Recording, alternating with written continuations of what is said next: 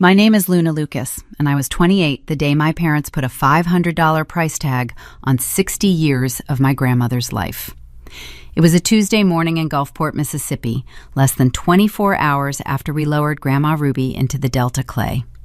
I walked into her kitchen, a room that had breathed hickory smoke and molasses since the cotton fields were still hand-picked. Today, the air smelled like industrial bleach. My mother, Patricia, stood at the sink in her pristine tennis sweater, wiping down the butcher block island like she was scrubbing away a stain. My father, Sterling, leaned against the doorframe, checking the notifications on his golf watch. They had driven down from Jackson for the funeral, staying just long enough to complain about the Gulf humidity and rummage through the house. On the counter sat a plain white envelope with my name written in Patricia's looping cursive. I opened it. Inside were 5 crisp $100 bills. "I thought you could use a head start on a security deposit," Patricia said.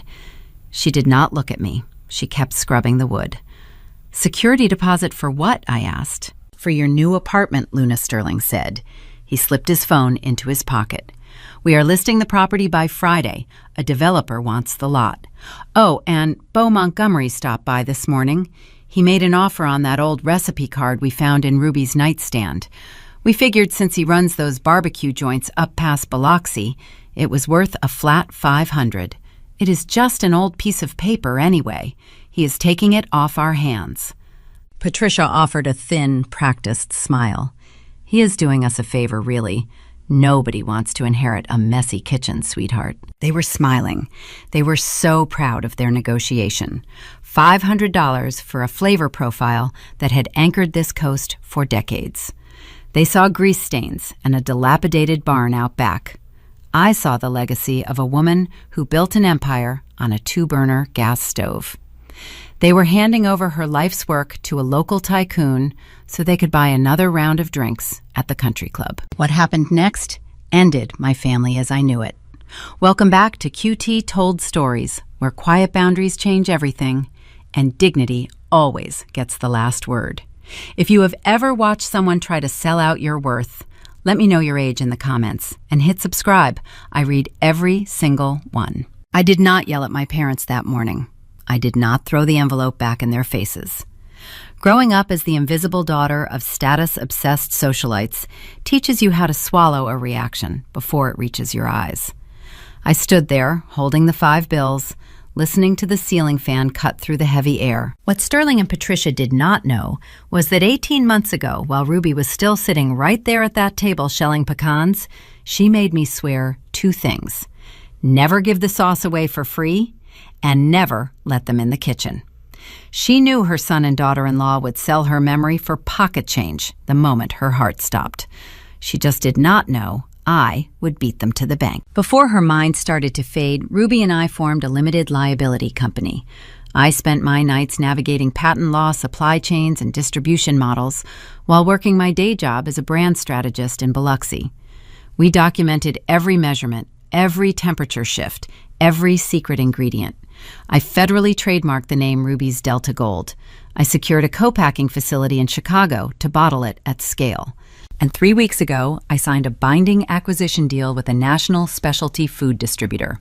The purchase price was $3 million. The funds were sitting in a secure escrow account at that exact moment, waiting for the final title clearance on Friday. My parents thought they had evicted me and pocketed a clever little windfall. They thought they were holding all the cards. In reality, they had just sold stolen intellectual property to a local restaurateur for the price of a decent pair of shoes. "I will have my things out by tomorrow," I said. I slipped the envelope into my jeans pocket. Patricia beamed. "I knew you would be reasonable." I turned and walked out the screen door. The thick Gulf air hit my lungs warm and smelling of impending rain. I needed to walk out to the barn. The barn was where Ruby and I had set up our pilot bottling plant. It was where the master legal binder lived, locked in a fireproof safe. Once the escrow cleared on Friday, my first order of business was buying this property directly from the trust and changing the locks on my parents. My phone vibrated in my pocket. The caller ID flashed Harrison Acquisitions. Harrison was the lead attorney for the corporate buyer. He never called before noon unless a contract was closing or a contract was dying. "Harrison," I answered as I stepped down onto the gravel driveway. "Tell me the ink is dry." "Luna, we have a problem." His voice was tight. The usual corporate polish was gone. "Our legal team just flagged a filing from this morning. Someone named Bo Montgomery just submitted an intent-to-use trademark application for a barbecue sauce identical to Delta Gold. He attached a bill of sale to the filing. It is signed by your father." I stopped walking. My boots crunched against the gravel and then went perfectly still. "If we have a contested title on the intellectual property, the deal dies," Harrison said. "We cannot acquire a lawsuit, Luna. You have 72 hours to clear this title dispute, or we pull the funds from escrow and walk away." The line went dead. I stood in the driveway listening to the cicadas hum in the live oaks. I stared at the barn doors 50 yards away. The $500 in my pocket felt like a match dropped in dry cotton. My parents had not just sold a piece of paper. They had handed Bo Montgomery the exact weapon he needed to freeze $3 million. And I had exactly 3 days to take it back. 72 hours. 3 days to untangle a corporate acquisition before Harrison and his legal team walked away forever. I lowered the phone from my ear. The gravel under my boots felt like a trap door giving way. A contested title was the one thing that could kill the deal. Corporate buyers do not have the patience for family drama or messy litigation. They acquire clean assets. My parents had set the perfect sabotage in motion without even realizing the scale of their theft. I turned back toward the house. The wraparound porch was painted a faded seafoam green, peeling at the edges from decades of Gulf Coast storms. Patricia and Sterling were standing by the front door waiting for me. My father held a single sheet of paper. He tapped it against his thigh with a rhythm that suggested annoyance. My mother had her arms crossed over her pristine sweater. They looked like landlords inspecting a blight on their record. I walked up the wooden steps. The boards creaked, a familiar sound from my childhood that offered no comfort today. Sterling held out the paper toward me. "This is a 30-day notice to vacate," he said. His tone was clipped, businesslike. "We are filing the probate paperwork by the end of the week. As the sole heirs, Patricia and I need to clear the property for the developer. You cannot stay here, Luna. It is time for you to figure out your own life." I took the paper from his hand. The ink was fresh. They had printed an eviction notice on the morning of Ruby's funeral. Patricia stepped forward and placed a hand on my shoulder. Her touch was light, rehearsed, meant to look comforting to any neighbors driving by. "We know you are grieving, sweetheart. You always were too emotional when it came to Ruby. That is why we are handling the business side of things. You lack the distance required to make logical decisions. Go back to your little marketing job in Biloxi. Let us flip this lot and put the past behind us." Gaslighting was my mother's preferred currency. She wrapped condescension in a veneer of maternal concern. For years, I had watched her use that exact tone to belittle waitstaff and intimidate parish board members. She wanted me to cry. She wanted me to argue. Anger would prove her point. Anger would prove I was too emotional and incapable of handling real matters. I looked at the notice in my hand. The legal reality was far different than the narrative they were spinning. They were not the sole heirs. Ruby did not leave her life's work to chance. The house, the land, and the business were shielded inside an irrevocable trust. I was the sole trustee. My parents did not own the floorboards they were standing on, but I could not reveal that hand yet. I needed them docile. I needed them arrogant and ignorant for just a few more hours while I retrieved the master legal binder. That binder contained the original signed trust documents, the federal trademark registrations, and the corporate acquisition contract. It was the only armor I had against Bo Montgomery's fraudulent application. "You are right," I said. I folded the paper in half and slid it into my pocket next to their cash. "I need to get my things together. I will start with the barn." Sterling checked his watch again. "Make it fast." I walked around the side of the house, leaving them standing on the porch. The air was thick, suffocating under the midday sun. The path to the barn was lined with overgrown azaleas that brushed against my jeans. Ruby and I had converted the old structure into a pilot bottling plant 2 years ago. We retrofitted the plumbing, installed stainless steel tables, and brought in a commercial blending machine. It was where the recipe went from a Sunday dinner staple to a scalable retail product. It was our sanctuary. As I approached the sliding wooden doors, the sunlight caught glints of fresh metal. My stomach tightened. I quickened my pace. A heavy-duty steel padlock secured the iron hasp. It was brand new. The brass casing was free of dirt or oxidation. Someone had drilled thick carriage bolts straight through the aged wood to mount a locking mechanism, ensuring the doors could not be forced open. Before I could inspect the lock further, the crunch of tires on gravel broke the silence. A lifted black truck rolled down the side access road and parked inches from the barn. The engine idled loud enough to rattle the window panes. My brother Derek leaned out of the driver's side window. He wore a designer polo shirt and expensive aviator sunglasses. He tossed a heavy ring of keys into the air and caught them with a smug grin. Derek was the golden child of the family. He ran a real estate development firm in Gulfport, a company built entirely on Sterling's country club connections and reckless leverage. Derek drove a luxury truck and lived in a gated subdivision, but everyone in the local banking circuit knew he was drowning in debt. His projects were stalled. His contractors were filing liens. He projected wealth while running on fumes, and he resented anyone who actually worked for a living. Looking for these, Derek asked. He dangled the keys over the side of the door, letting the metal chime. "Unlock the barn, Derek," I said. I kept my voice steady, hiding the panic rising in my chest. "My equipment is in there." "Your equipment?" Derek laughed. He turned off the engine and stepped out of the truck. He was a foot taller than me, standing with a practiced swagger that disguised his financial desperation. "That is hilarious, Luna.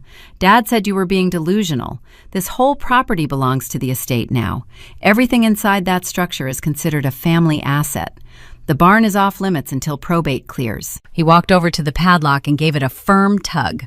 The metal clanked loudly against the wood, a definitive sound of exclusion. "I am protecting our inheritance," he continued. "You have always been a scavenger. Mom figured you would try to haul off the copper wiring or whatever junk Ruby kept in here. We are keeping it locked down. You can collect your personal trash once the lawyers finish inventory." The projection was staggering. The man facing corporate bankruptcy was accusing me of scavenging copper wire. Derek did not care about family assets. He cared about liquidity. He was desperate for cash, and Sterling had likely promised him a cut of the property sale. Derek leaned closer. His cologne was sharp and cloying in the heat. "Do not make this difficult, Luna. Just pack your bags and drive back to your apartment. You are outmatched here." He turned around and walked back to his truck. The engine roared to life. He threw it into reverse, kicking up a cloud of dust and gravel as he backed out of the dirt driveway. I waited until his taillights disappeared down the road. The dust settled slowly on the azalea leaves. I stood alone in front of the locked barn doors. The 72-hour countdown echoed in my mind like a metronome. Without the master legal binder, I could not prove my ownership to the corporate lawyers. I could not challenge Beau Montgomery's filing.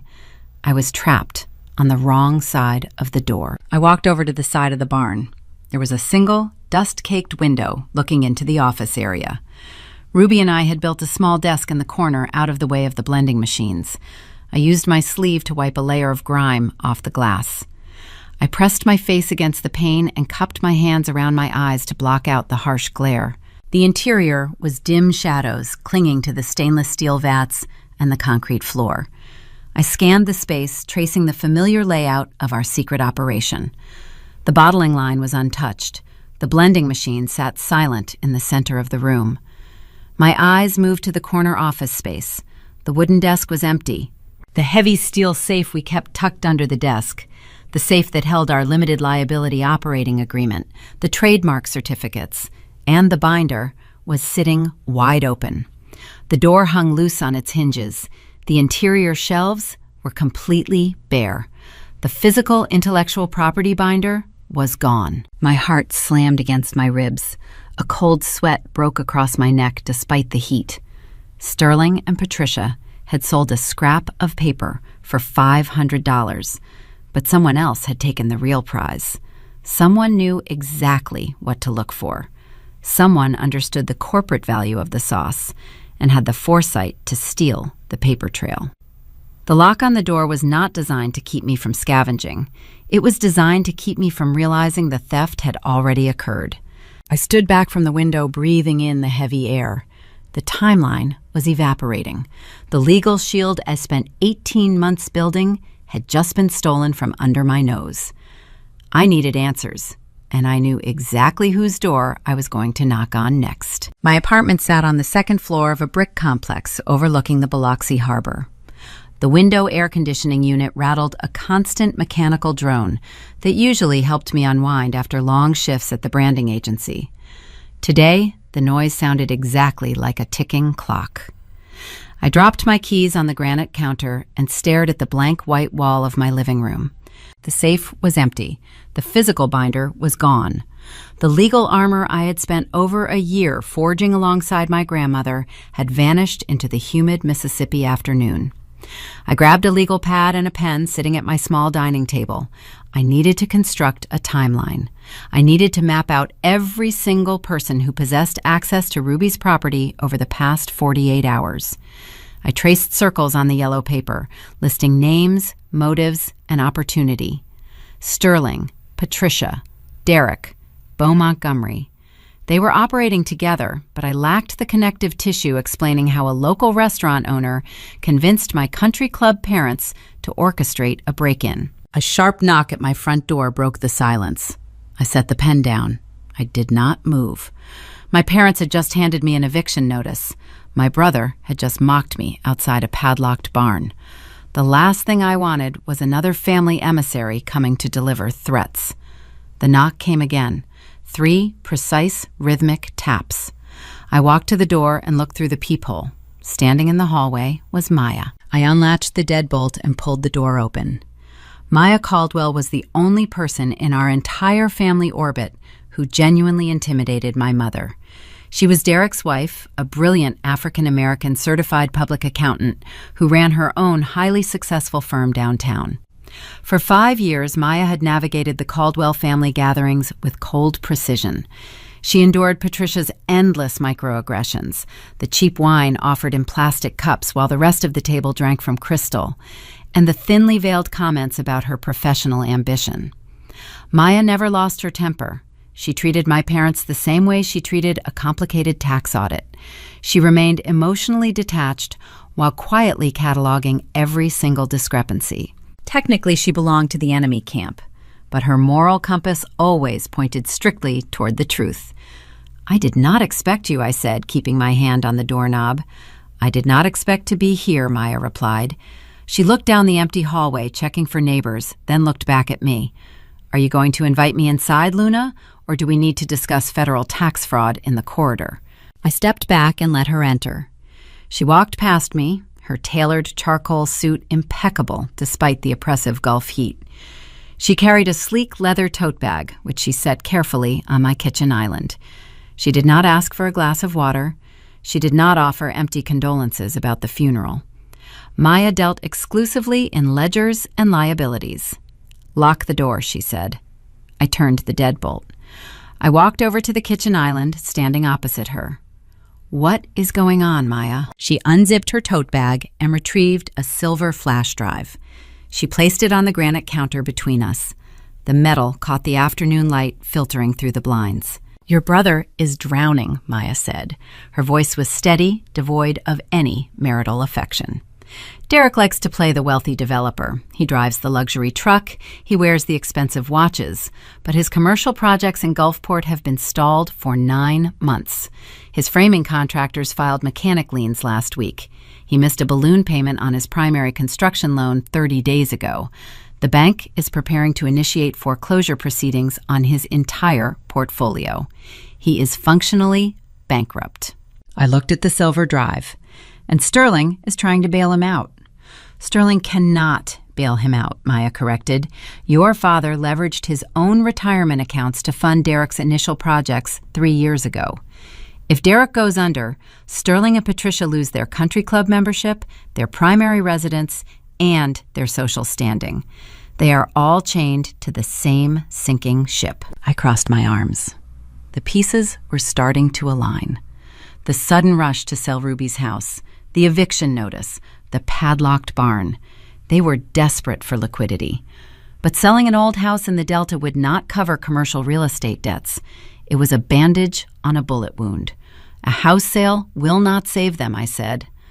Maya tapped her manicured fingernail against the flash drive. You are right, but a corporate franchise expansion will. She pushed the drive an inch closer to me. I handle the joint tax filings for my household. Derek thought he was hiding his side channels by using encrypted email servers, but men who inherit their confidence always leave a paper trail. I cloned his hard drive at 2 a.m. while he was sleeping. You need to plug this into your laptop right now. I retrieved my computer from the living room and set it on the island. I inserted the drive. A folder appeared on the screen labeled Project Delta. I clicked it open. Dozens of scanned documents, text message logs, and draft contracts filled the window. Open the PDF labeled Montgomery Agreement, Maya instructed. I double-clicked the file. It was an unexecuted contract between Bo Montgomery Sterling and Derek. I scrolled through the dense legal jargon, my eyes scanning the compensation clauses. My breath caught in my throat. The $500 your parents paraded around this morning was a smokescreen, Maya said, her eyes fixed on my screen. It was a nominal fee designed to establish a legally documented chain of title. Bo Montgomery needed a receipt to file his trademark application. He needed proof that the heirs of Ruby's estate sold him the recipe. I read the real terms outlined on the screen. The handshake agreement was hidden in a consulting clause. If Sterling and Derek successfully delivered the proprietary recipe, secured the physical blending equipment, and blocked you from commercializing the sauce Bo Montgomery promised them, 20% equity in his new national franchise rollout. They are not just selling her legacy, I whispered. They are trading it for a corporate bailout. Exactly, Maya nodded. Bo knows the flavor profile is a gold mine. He knows corporate distributors are looking for authentic Southern brands, but he could not recreate Ruby's recipe on his own. He needed the exact measurements, and he needed to eliminate you from the market. Your parents handed him the weapon to contest your title, and in exchange, Bo gave them a lifeline to save their failing empire. I clicked on a subfolder containing text message exports. I scrolled through the timeline. Look at these dates, I said, pointing at the screen. 3 weeks ago, Derek and Bo were meeting at the country club while Ruby was still in hospice care. They were negotiating the division of her assets while she was still breathing in a hospital bed. Maya stood perfectly still. I built my accounting firm from nothing, she said. I sat at those holiday dinners watching Sterling and Patricia sneer at my degree because it did not come from their preferred Ivy League circle. I watched them treat you like a secretary. I am not letting them steal your future to pay for their mistakes. The scale of the betrayal settled over me like a suffocating blanket. This was not simple family greed. This was coordinated, calculated corporate theft. Sterling and Derek had broken into the barn, stolen the physical binder, and delivered the intellectual property directly to a competitor, all while smiling at my grandmother's funeral. You could go to prison for downloading this, I said, looking up from the screen. Why are you handing me the rope to hang your own husband? Maya met my gaze without blinking. Because I filed for divorce yesterday morning. I am taking my children, I am protecting my clean assets, and I am watching that arrogant man face the consequences of his own hubris. Derek thought I would quietly absorb his financial ruin. He thought wrong. She reached into her tote bag again and pulled out her phone. You have the proof of their collusion now, she said. The emails show premeditated theft. Your corporate buyers might hold the escrow if they see Bo's application is rooted in fraud. Before I could formulate a response, the sudden sharp chime of a social media notification pierced the quiet apartment. Maya looked down at her screen, her brow furrowed. She swiped her thumb across the glass, opening the alert. A live video feed began playing. Bo Montgomery stood in the center of a gleaming commercial kitchen wearing a pristine chef coat with his restaurant logo embroidered on the chest. Behind him, stainless steel bottling lines hummed with activity. I stepped closer, listening to the audio radiating from Maya's phone. "We are bringing real Mississippi heritage straight to your dinner table," Bo announced to the camera, flashing a charismatic grin. "My team has been working on this secret project for months, and thanks to a very special local family, we finally perfected the magic." He stepped aside, revealing a towering palette of glass bottles. The labels featured a rustic design with bold lettering.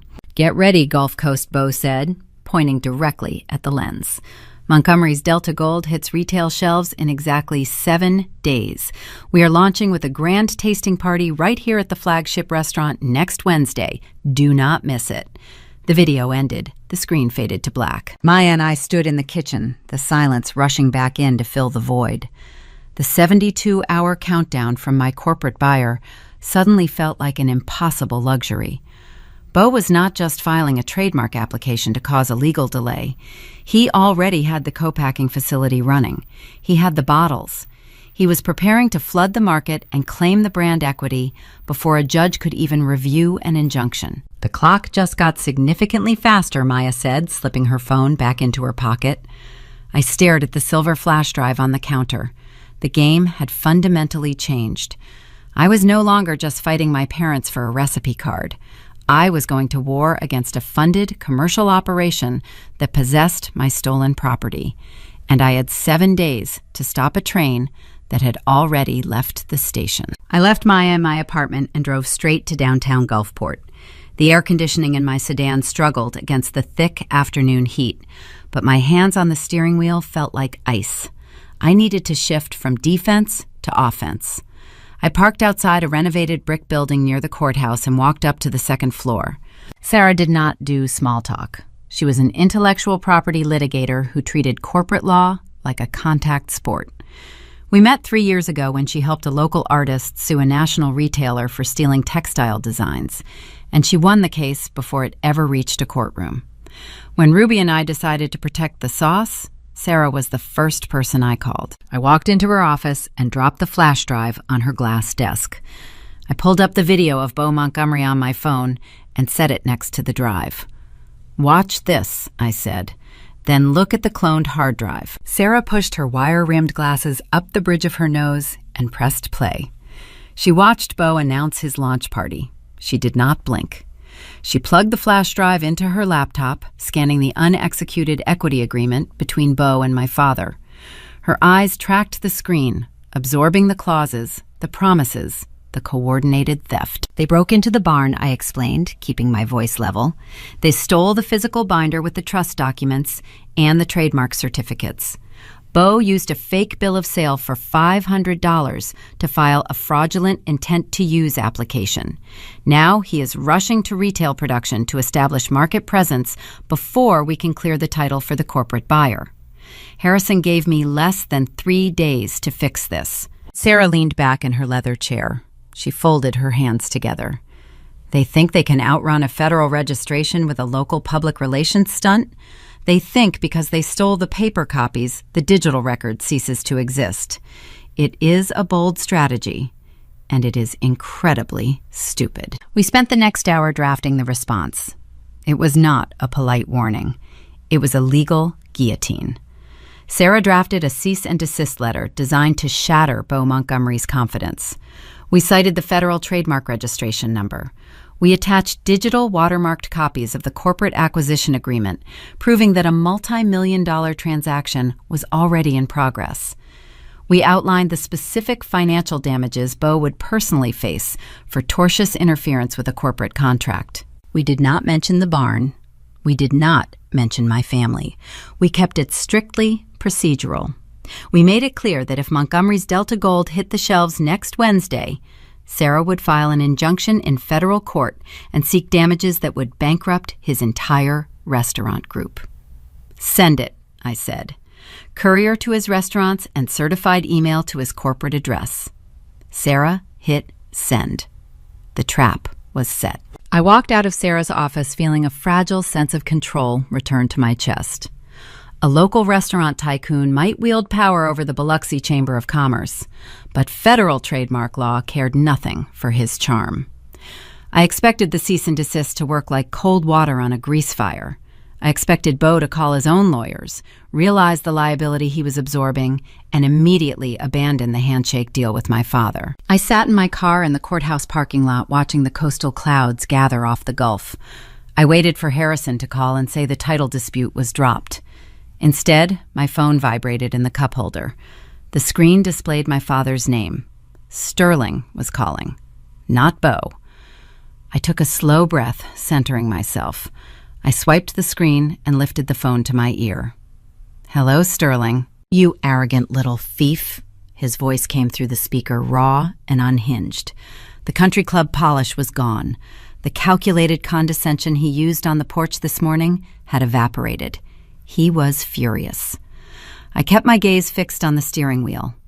"I see Bo received his mail today." "You have no idea what you just did," Sterling spat. "You sent a threat to a respected business owner. You tried to scare off the only lifeline this family has left. Did you really think you could sneak behind our backs and steal your grandmother's recipes? You are a paralegal acting like a corporate raider." "I am the legal owner of a registered trademark," I replied, my voice steady. "A trademark you tried to sell for $500 while secretly negotiating a 20% equity stake in a franchise." "Maya showed me the ledgers, Sterling. I know about the debt. I know about the foreclosure threats. I know you broke into the barn and took the binder." A brief silence hung on the line. The mention of Maya and the ledgers threw him off balance. But desperate men do not retreat, they double down. "You do not know anything," Sterling said, his tone shifting into something sharper and more insidious. He was pivoting to the strategy my mother perfected: gaslighting. "You isolated a sick, vulnerable woman. Ruby did not know what day of the week it was toward the end. You manipulated a senile widow into signing away her own legacy so you could hoard the profits. She was not senile when we formed the company." I countered, feeling the heat rise in my neck, but refusing to let it crack. My voice, "She was sharp. She foresaw exactly what you would do. She knew you would strip her house for parts and sell her history to cover your own failures." "We are taking you to court," Sterling interrupted. His voice dropped to a low, menacing register. "We are filing a suit for elder exploitation and theft of family assets. We will tell the judge how you locked us out of her care. We will show them how you took advantage of her declining cognitive state. You will not see a single dime from whatever fake corporate deal you think you orchestrated." I leaned my head against the headrest. The sheer audacity of his projection was staggering. They were the ones selling out her memory. They were the ones stealing equipment. You cannot outrun a federal registry, Sterling. You cannot forge a timeline. The documents were signed, notarized, and filed 18 months ago. You have no legal standing to challenge the trademark. Your bill of sale is worthless. I relied on the procedural facts. I trusted the paperwork. Paperwork did not care about emotional manipulation. Paperwork did not care about a father trying to intimidate his daughter. I felt the familiar armor of legal preparation settling over me. The trust was ironclad. The trademark was undisputed. He was throwing empty threats against a brick wall. "You think you are so smart," Luna Sterling said. "You think because you read the fine print, you hold all the leverage. You think paperwork is the only thing that matters in a courtroom. It is the only thing a judge will look at," I said. "No," Sterling replied, a cruel smile evident in the cadence of his words. "Judges look at intent. Judges look at the victim's own words." My stomach gave a slow, sickening lurch. "What are you talking about?" "Check your email," he said.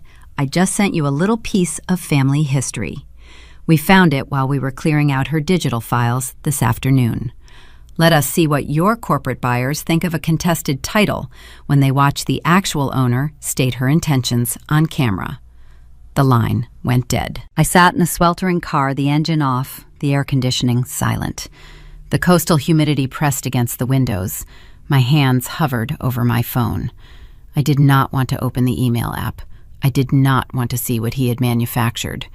But ignoring a weapon does not disarm it. I opened my inbox.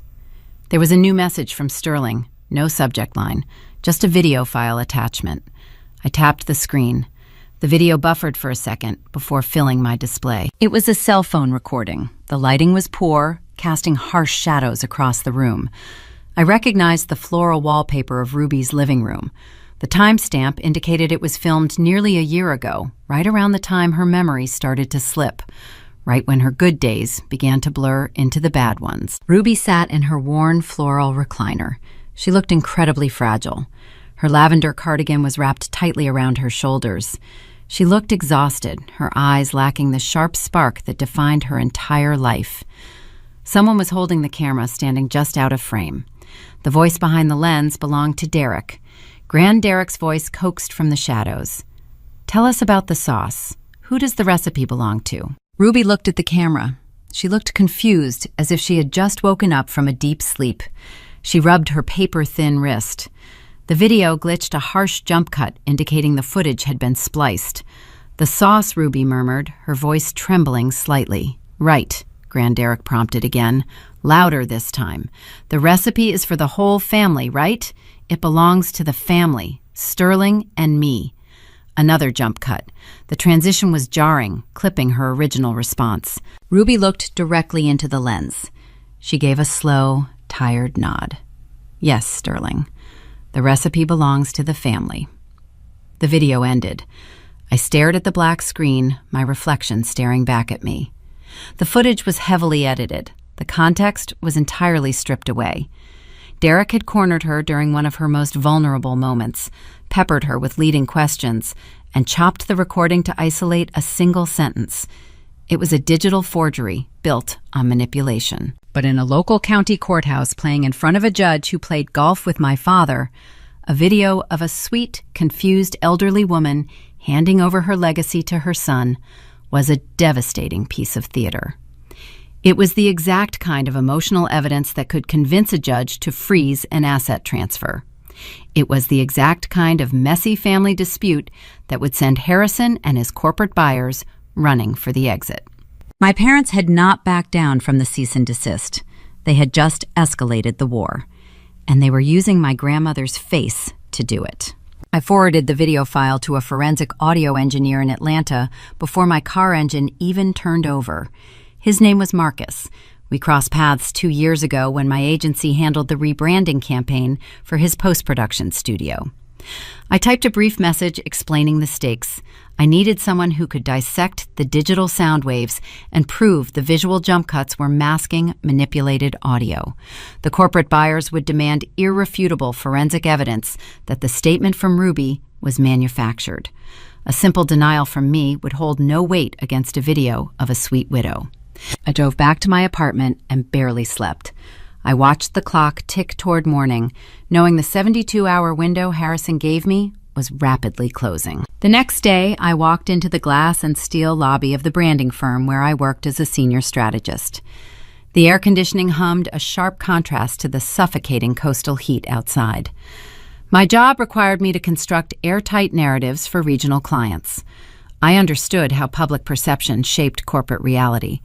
I spent my career building reputations. My parents understood that dynamic too. They just preferred to use it for demolition. I reached my cubicle and set my bag on the floor. I had barely touched my keyboard when my department director appeared at the edge of my partition. His name was Greg. He did not offer his usual morning greeting. He did not ask about my current marketing campaigns. He simply asked me to follow him to conference room C. I walked down the carpeted hallway.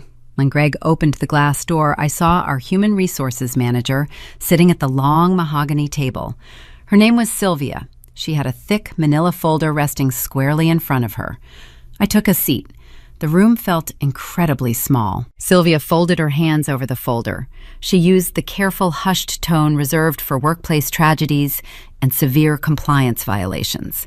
She explained that the executive front desk received a deeply disturbing phone call an hour before I arrived. My mother had bypassed my personal cell phone and contacted my employer directly. Your mother was weeping on the phone, Luna. Sylvia said, her eyes studying my face for a reaction. She expressed profound concern for your psychological well-being following the recent passing of your grandmother. Patricia informed us that you are experiencing a severe mental breakdown. I stared at Sylvia. The sheer calculated cruelty of Patricia picking up a phone to perform a tragedy for my human resources department left a metallic taste in my mouth.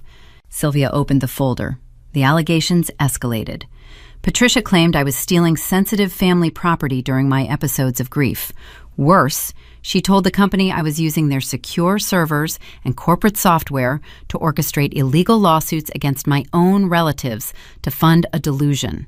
She told you I was stealing, I said, keeping my voice as flat and steady as possible. Sylvia shifted uncomfortably in her ergonomic chair. We understand that grief manifests in unpredictable ways. However, the company cannot ignore reports of a senior employee utilizing proprietary equipment to conduct unsanctioned legal harassment. We have strict liability protocols regarding the misuse of our network. I leaned forward. I'm involved in a civil dispute over a registered trademark. My mother is attempting to leverage this office to intimidate me. I have not misused any company resources. You can seize my laptop right now and conduct a full audit of my digital footprint. You will find nothing but marketing deliverables and client emails. Greg looked down at his shoes. Sylvia adjusted her glasses. Corporate entities abhor risk. They do not care about family truth or trademark law. They care about minimizing their exposure to messy external conflicts. We are going to conduct an internal audit, Sylvia confirmed, but given the severity of the claims and the potential liability to the firm, policy dictates that we must place you on administrative leave immediately. This is standard procedure pending the results of the IT review. You are suspended with pay, but you must surrender your badge and your devices today. Sylvia handed me a single sheet of paper outlining the suspension terms. The black ink looked like a final verdict. They were sending me home.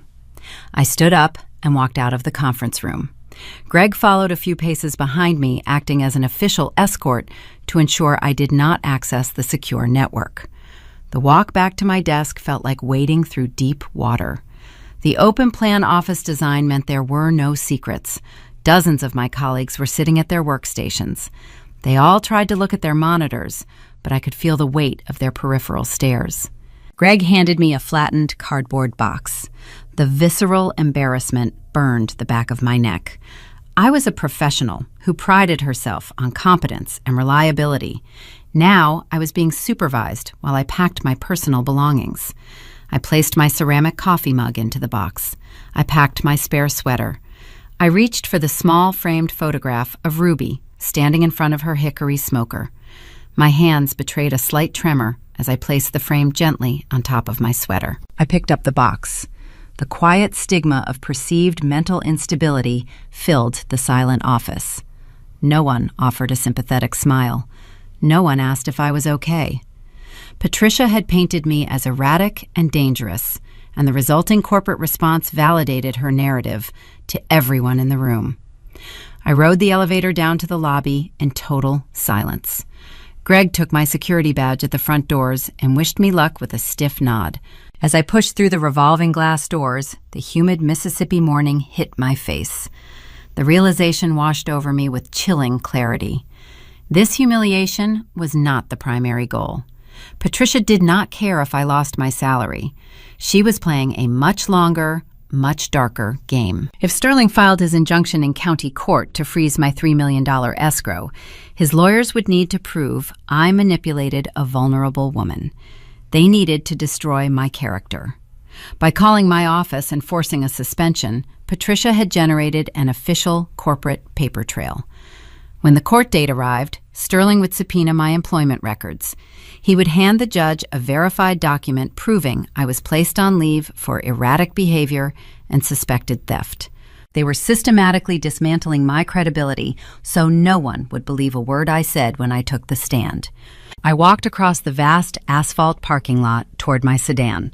The sun glared off the windshields of the parked cars. I reached into my pocket for my keys, trying to calculate my next move. I needed Marcus to finish the audio forensics.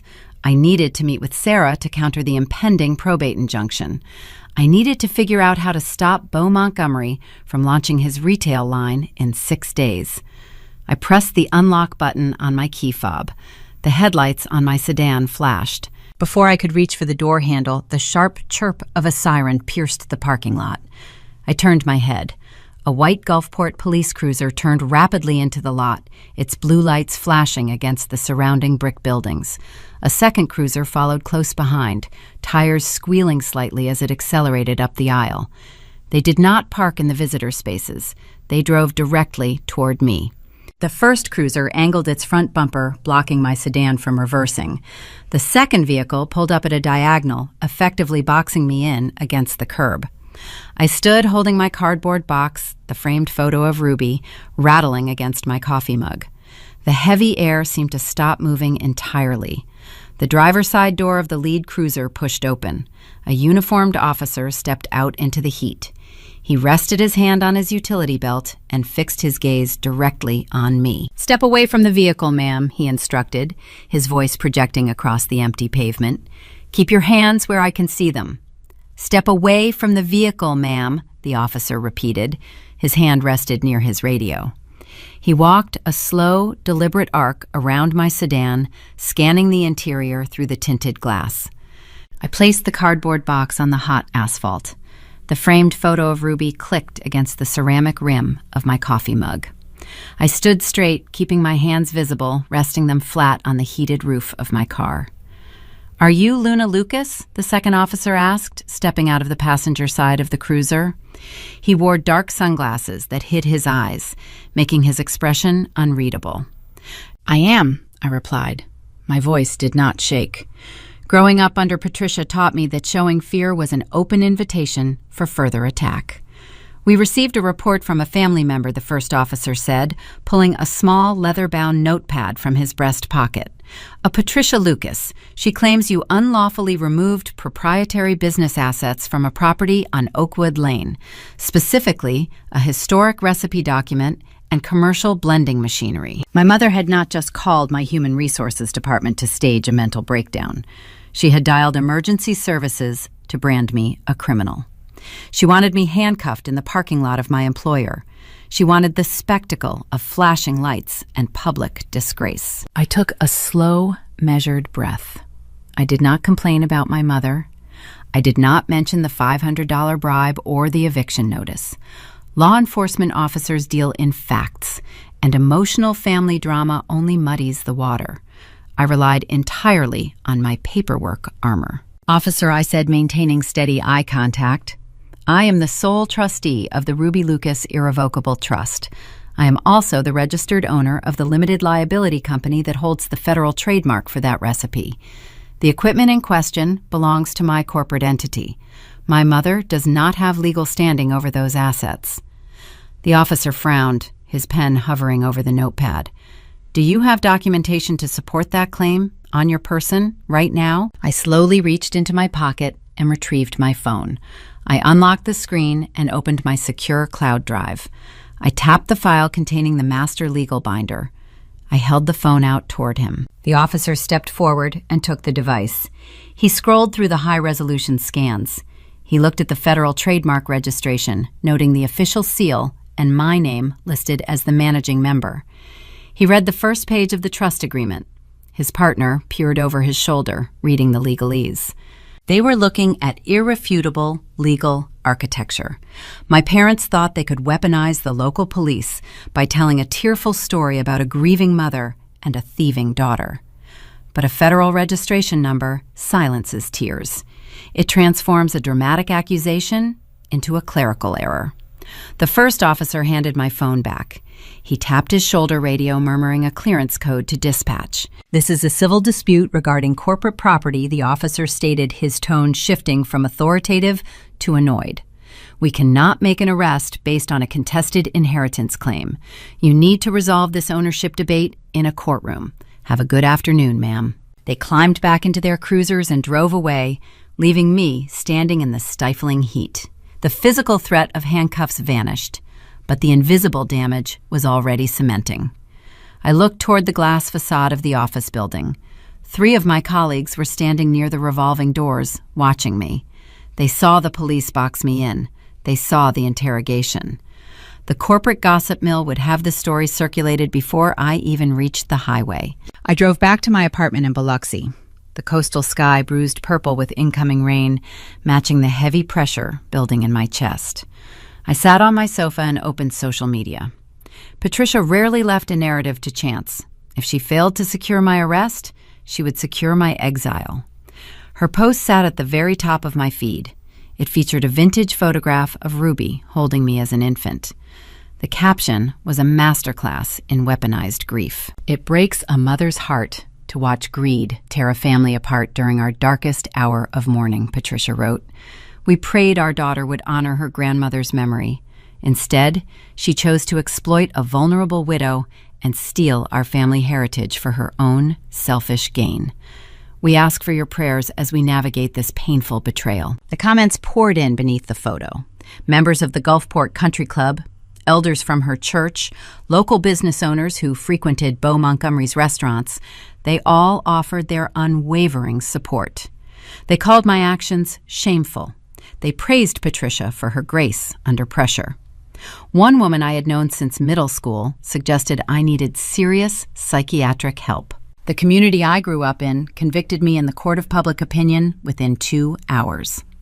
Patricia had successfully severed my social lifelines. I was entirely isolated. My professional reputation was suspended pending an internal review. My local standing was destroyed by a digital mob. My only remaining allies were Sarah, an attorney billing by the hour, and Maya, a sister-in-law preparing for her own brutal divorce. Toxic family members always strike the public stage first. They know that whoever tells the story loudest and earliest usually wins the audience. They use your silence against you, transforming your quiet boundary into proof of your guilt. If you are listening to this right now, I want to ask you a question. How do you survive a public smear campaign orchestrated by your own blood? When the people who raised you turn their social circles into a firing squad, how do you hold your ground?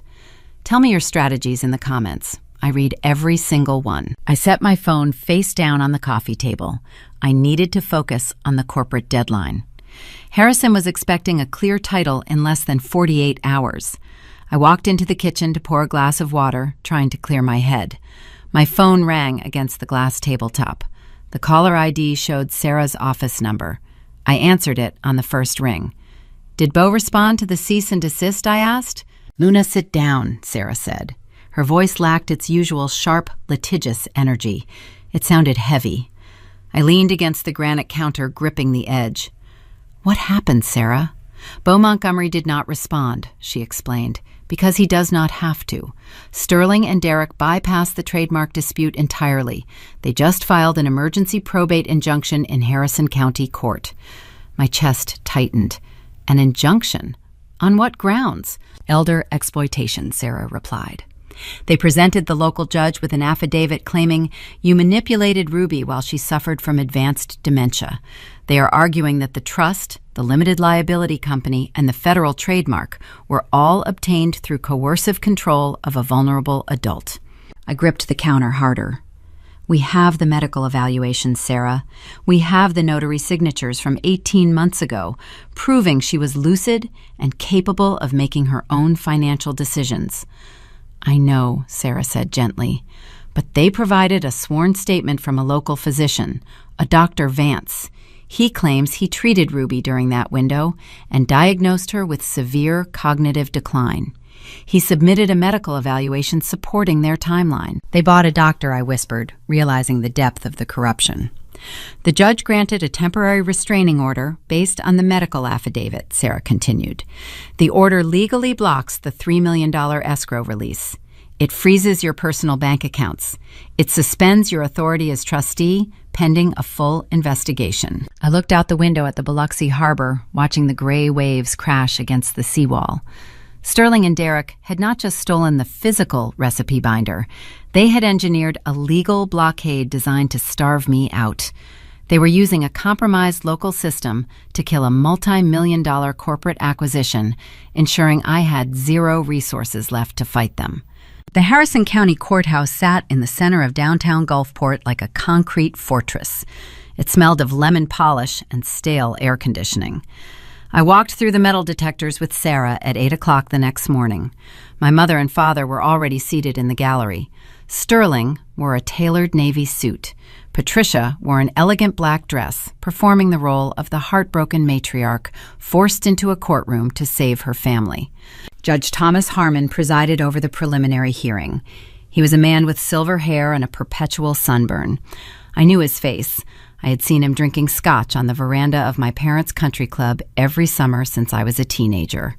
He and Sterling were regular partners in the annual member-guest golf tournament. They shared a locker room. They shared a tax bracket. Now they were sharing my fate. The legal system relies on impartiality, but in a small southern coastal town, the law often bends to whoever pays the highest membership dues. Sterling hired a local attorney named Preston. Preston approached the bench holding a single manila folder. He did not look at me or Sarah. He addressed Judge Harmon with the relaxed familiarity of a neighbor borrowing a lawnmower. Your Honor, Preston began smoothing his silk tie. We are here today to halt a tragic exploitation. My clients recently discovered that their daughter utilized undue influence to strip an elderly widow of her most valuable assets. We are petitioning the court to freeze the transfer of any intellectual property and halt any pending corporate acquisitions until a full investigation determines the validity of the trust in question. Sarah stood up immediately. Your Honor, the trust and the corresponding limited liability company were established 18 months ago. The grantor possessed full legal capacity. We submitted the notarized formation documents to the clerk this morning. This injunction is a frivolous attempt to sabotage a legitimate business transaction. Preston did not flinch. He opened his manila folder and pulled out a single sheet of paper. He handed copies to the bailiff, who delivered one to the judge and one to our table. That might be a compelling argument, Preston said, if the grantor actually possessed the capacity your counsel claims. But we have sworn medical testimony indicating otherwise. I looked down at the document resting on our table. It was a formal medical evaluation printed on the official letterhead of a local general practitioner named Dr. Vance. My stomach dropped. I read the paragraphs outlining my grandmother's supposed cognitive state. The document claimed Ruby suffered from advanced dementia and severe memory fragmentation during the exact month we filed the trademark paperwork. Dr. Vance signed an affidavit stating she was entirely incapable of understanding complex legal or financial decisions 18 months ago. Sarah read the evaluation and immediately raised her voice. Your Honor, this is highly irregular. We possess a contemporaneous capacity evaluation from a board-certified neurologist confirming the grantor was lucid. Opposing counsel is introducing a contradictory evaluation from a general practitioner who did not specialize in memory care. Judge Harmon adjusted his reading glasses and scanned Dr. Vance's letter. He did not look at the neurologist report Sarah held up. He looked right past us, meeting Sterling's eyes in the gallery for a fraction of a second. Counsel Judge Harmon said, his voice echoing through the silent courtroom. When a court receives conflicting medical testimony regarding the mental competence of an elderly citizen, our primary duty is protection. We err on the side of caution. Dr. Vance is a respected member of this community. If he raises concerns about coercion, this court takes those concerns seriously. Your Honor, Sarah countered, keeping her tone respectful but firm. Granting an injunction today will destroy a pending corporate acquisition. My client faces immediate financial damages based on a single disputed letter. The court must protect the estate first, Judge Harmon replied, cutting her off. He picked up his wooden gavel. I am granting the emergency temporary restraining order. All assets related to the Ruby Lucas Irrevocable Trust are frozen, effective immediately. The intellectual property is locked. The defendant is restricted from executing any corporate contracts until a full evidentiary hearing can be scheduled next month. The gavel struck the sounding block. The sound cracked through the room like a gunshot. Sterling smiled. Patricia dabbed her dry eyes with a tissue. They won. They used a corrupt judge and a fabricated medical document to build a brick wall across my path. I walked out of the courthouse feeling numb. The humid Gulf wind hit my face, but I could barely feel it. I pulled my phone from my purse and opened my banking application. A red banner spanned the top of the screen. Account restricted. They had frozen my personal checking and savings accounts alongside the trust. I had no access to cash. I could not pay Sarah. I could not buy gas. I was financially stranded on the pavement. My phone vibrated in my palm. The caller ID flashed Harrison Acquisitions. I answered the call. The corporate lawyer did not waste time with pleasantries.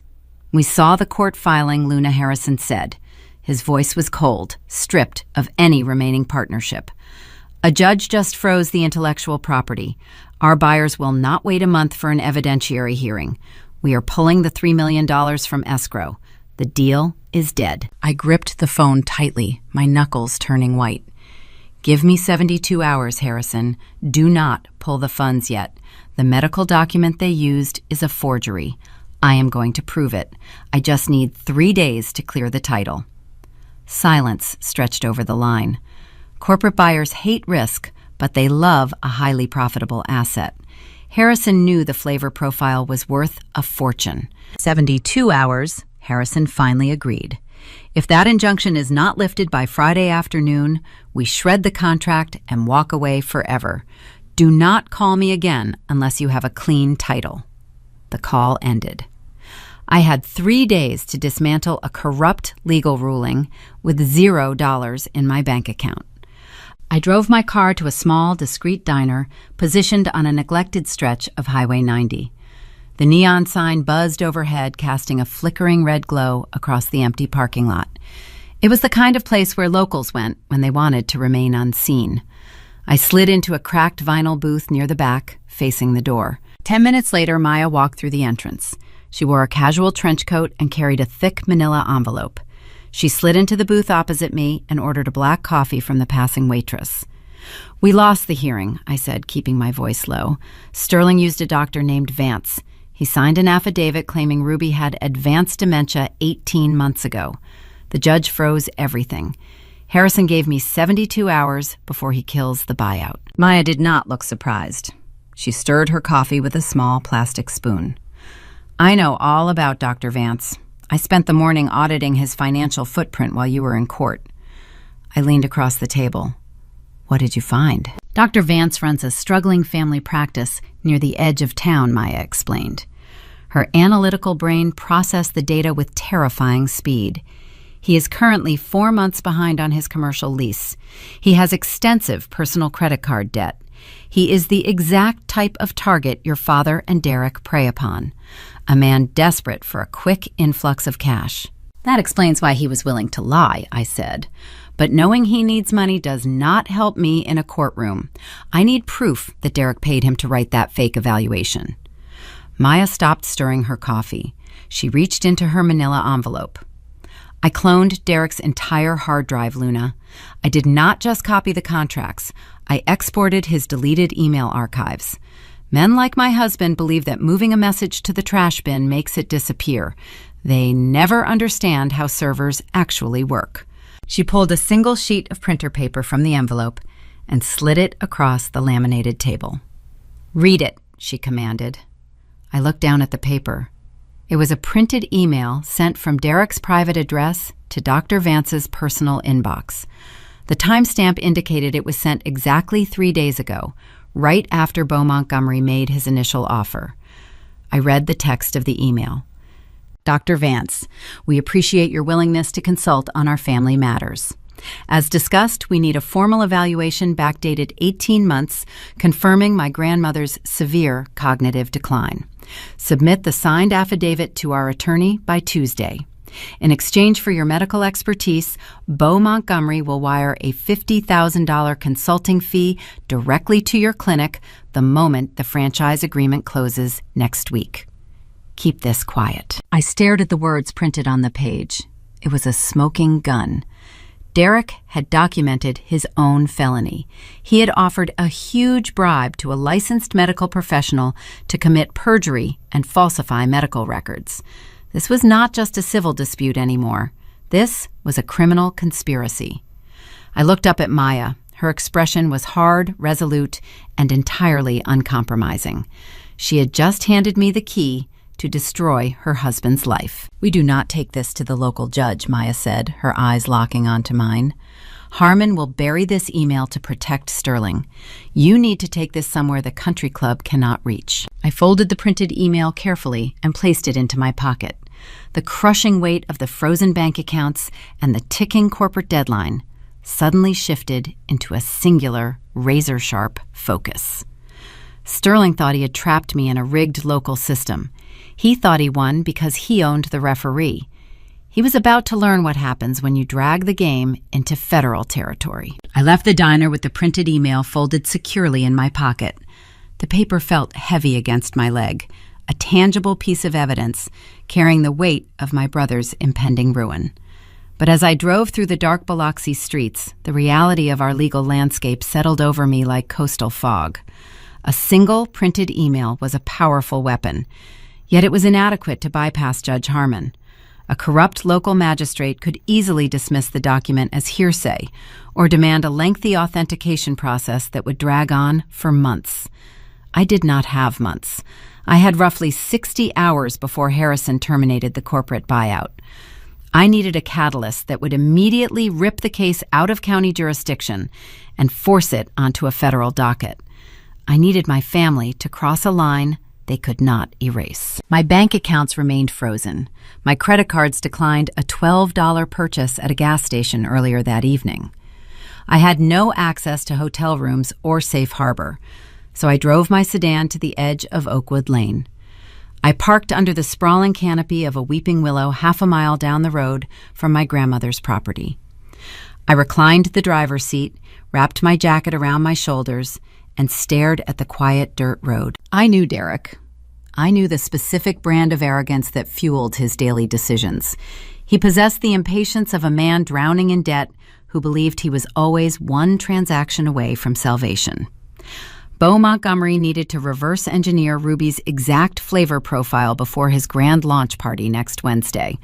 A stolen recipe card provided the raw ingredients, but it did not provide the specific micronization process required to blend the spices correctly. The secret was not just what went into the sauce, but how it was milled. Bo needed the hardware. He needed the custom-built blending machine sitting inside the padlocked barn. And Derek, eager to secure his equity stake and appease his new business partner, would not wait for the probate courts to clear the property. He thought the local injunction paralyzed me. He thought the property was entirely unguarded. The dashboard clock flashed 12:14 in the morning. The coastal night was thick with humidity and the drone of crickets. Headlights swept across the gravel road, cutting a sharp path through the darkness. A familiar lifted black truck rolled past my hidden sedan. The engine rumbled low and deep, minimizing the noise as it turned into Ruby's driveway. I sat up. I did not turn on my headlights. I slipped out of the car, closing the door until it clicked softly. I walked through the damp grass, using the thick tree line as cover. The moon provided just enough illumination to see the outline of the barn. Derek parked his truck near the sliding wooden doors. He stepped out into the humid air, wearing dark clothes, moving with rushed and erratic energy. He retrieved a key from his pocket and unlocked the heavy-duty padlock he had installed just yesterday. The metal chain rattled in the quiet night. He threw the doors open and backed his truck right up to the threshold. I crouched behind a thick azalea bush, pulling my phone from my pocket. I opened the camera application and pressed record. Derek struggled with the weight of the equipment. The commercial blending machine was a solid block of stainless steel, digital scales, and industrial motors. He dragged it across the concrete floor, his boots scraping loudly against the stone. He grunted, using a thick wooden ramp to heave the machinery into the bed of his truck. He secured it with 2 nylon ratchet straps, pulling them tight until the truck suspension groaned under the added weight. Every instinct screamed at me to step out of the shadows. I wanted to confront him. I wanted to demand he drop the equipment and leave my grandmother's sanctuary alone. But doing so would only result in a shouting match, or worse, a physical altercation with a desperate man cornered in the dark. Stopping him would keep the dispute localized. A local police officer would arrive, look at the probate injunction, and declare it a civil matter between squabbling siblings. Letting him leave with the machine would seal his fate permanently. I held the camera steady. I zoomed in on his license plate. I captured his face clearly as he turned under the pale moonlight to wipe sweat from his forehead. I recorded the exact moment he slammed the tailgate shut, closed the barn doors, and replaced the padlock to hide his midnight intrusion. Derek climbed back into the driver's seat and started the engine. He drove away, transporting the blending machine down the dark coastal highway toward Bo Montgomery's commercial kitchen. The red taillights faded into the distance until the road was empty again. I lowered my phone and stopped recording. A slow, calm certainty washed over me, replacing the fear and the exhaustion. I walked back to my sedan, climbed inside, and locked the doors. I dialed Sarah's cell phone. It was past 1 a.m, but litigators rarely sleep when a corporate deadline is burning. She answered on the second ring, her voice alert and tense. "Derek just took the bait," I said, staring at the empty road ahead. "He broke into the barn and stole the blending machine. I have the entire incident on video." Sarah exhaled sharply through the speaker. "Luna, a local burglary is not going to lift the injunction. The police will just review Judge Harmon's restraining order and say it is a family dispute over a state property. They will not intervene." I smiled into the dark car. "It is not a local burglary, Sarah." "What do you mean?" she asked, the fatigue leaving her voice. "Ruby and I did not buy that equipment at a local hardware store," I explained. "We purchased that custom machine from a specialty manufacturer in Illinois. We paid for it using a federal small business grant designated for minority female entrepreneurs. And because it was purchased with federal grant funds, the overarching insurance policy required us to install an active GPS tracking node deep inside the motor casing." The line went profoundly silent for a long moment. I could hear Sarah breathing on the other end, processing the legal magnitude of the trap Derek had just walked into. "He just transported stolen federal property," Sarah said, her tone shifting from frustration to predatory realization. "Derek did not just commit a local theft," I replied. "He committed a federal crime. He took a federally funded asset secured by an interstate commerce grant, and we know exactly where the tracker is heading." "We do not need Judge Harmon anymore," Sarah whispered. "We are taking this to a United States District Court." I leaned back against my headrest. The local corrupt game was over. We were moving to a court where country club memberships held zero currency. The sun had not yet breached the horizon when I pulled into the parking garage of Sarah's law firm. We did not have time to wait for normal business hours or polite email exchanges. The drive from the Gulf Coast up to Jackson took just under 3 hours on Highway 49, a straight shot through the dense pine forests and sprawling agricultural fields that defined the center of the state. Sarah sat in the passenger seat the entire way, her laptop glowing in the dim cabin as she drafted the most devastating legal complaint of her career. We were bypassing Judge Harmon and his compromised county courtroom entirely. Local magistrates wield significant influence within their own municipal borders, trading favors over golf games and charity dinners. But their authority shatters the moment a crime crosses jurisdictional boundaries. We arrived at the United States District Court for the Southern District of Mississippi just as the doors opened to the public. The building was an imposing structure of limestone and reinforced glass, a physical manifestation of federal authority. It did not smell like stale air conditioning and regional corruption. It smelled like floor wax and procedural certainty. Sarah and I walked briskly to the clerk's office and filed an emergency petition for a temporary restraining order and an immediate seizure warrant. We did not allege a simple family dispute over a recipe. We filed a civil action citing federal intellectual property theft conspiracy and wire fraud. Within an hour, we stood before a federal magistrate judge. His name was Judge Caldwell, bearing no relation to my family, a man who built his reputation on the strict, unforgiving application of statutory law. He did not ask about my emotional state. He did not care about the local gossip circulating through the Gulfport Country Club. He only cared about the evidence presented on the mahogany table in front of him. The pacing of the chamber hearing was rapid, a beautiful sequence of a trap snapping shut. Sarah presented our case in 3 distinct, undeniable layers. First, she established the jurisdiction. She laid the original notarized trust documents and the federal trademark certificates on the bench, proving I was the sole legal owner of the brand. She explained the corporate acquisition currently in escrow, demonstrating that the asset in question was involved in interstate commerce.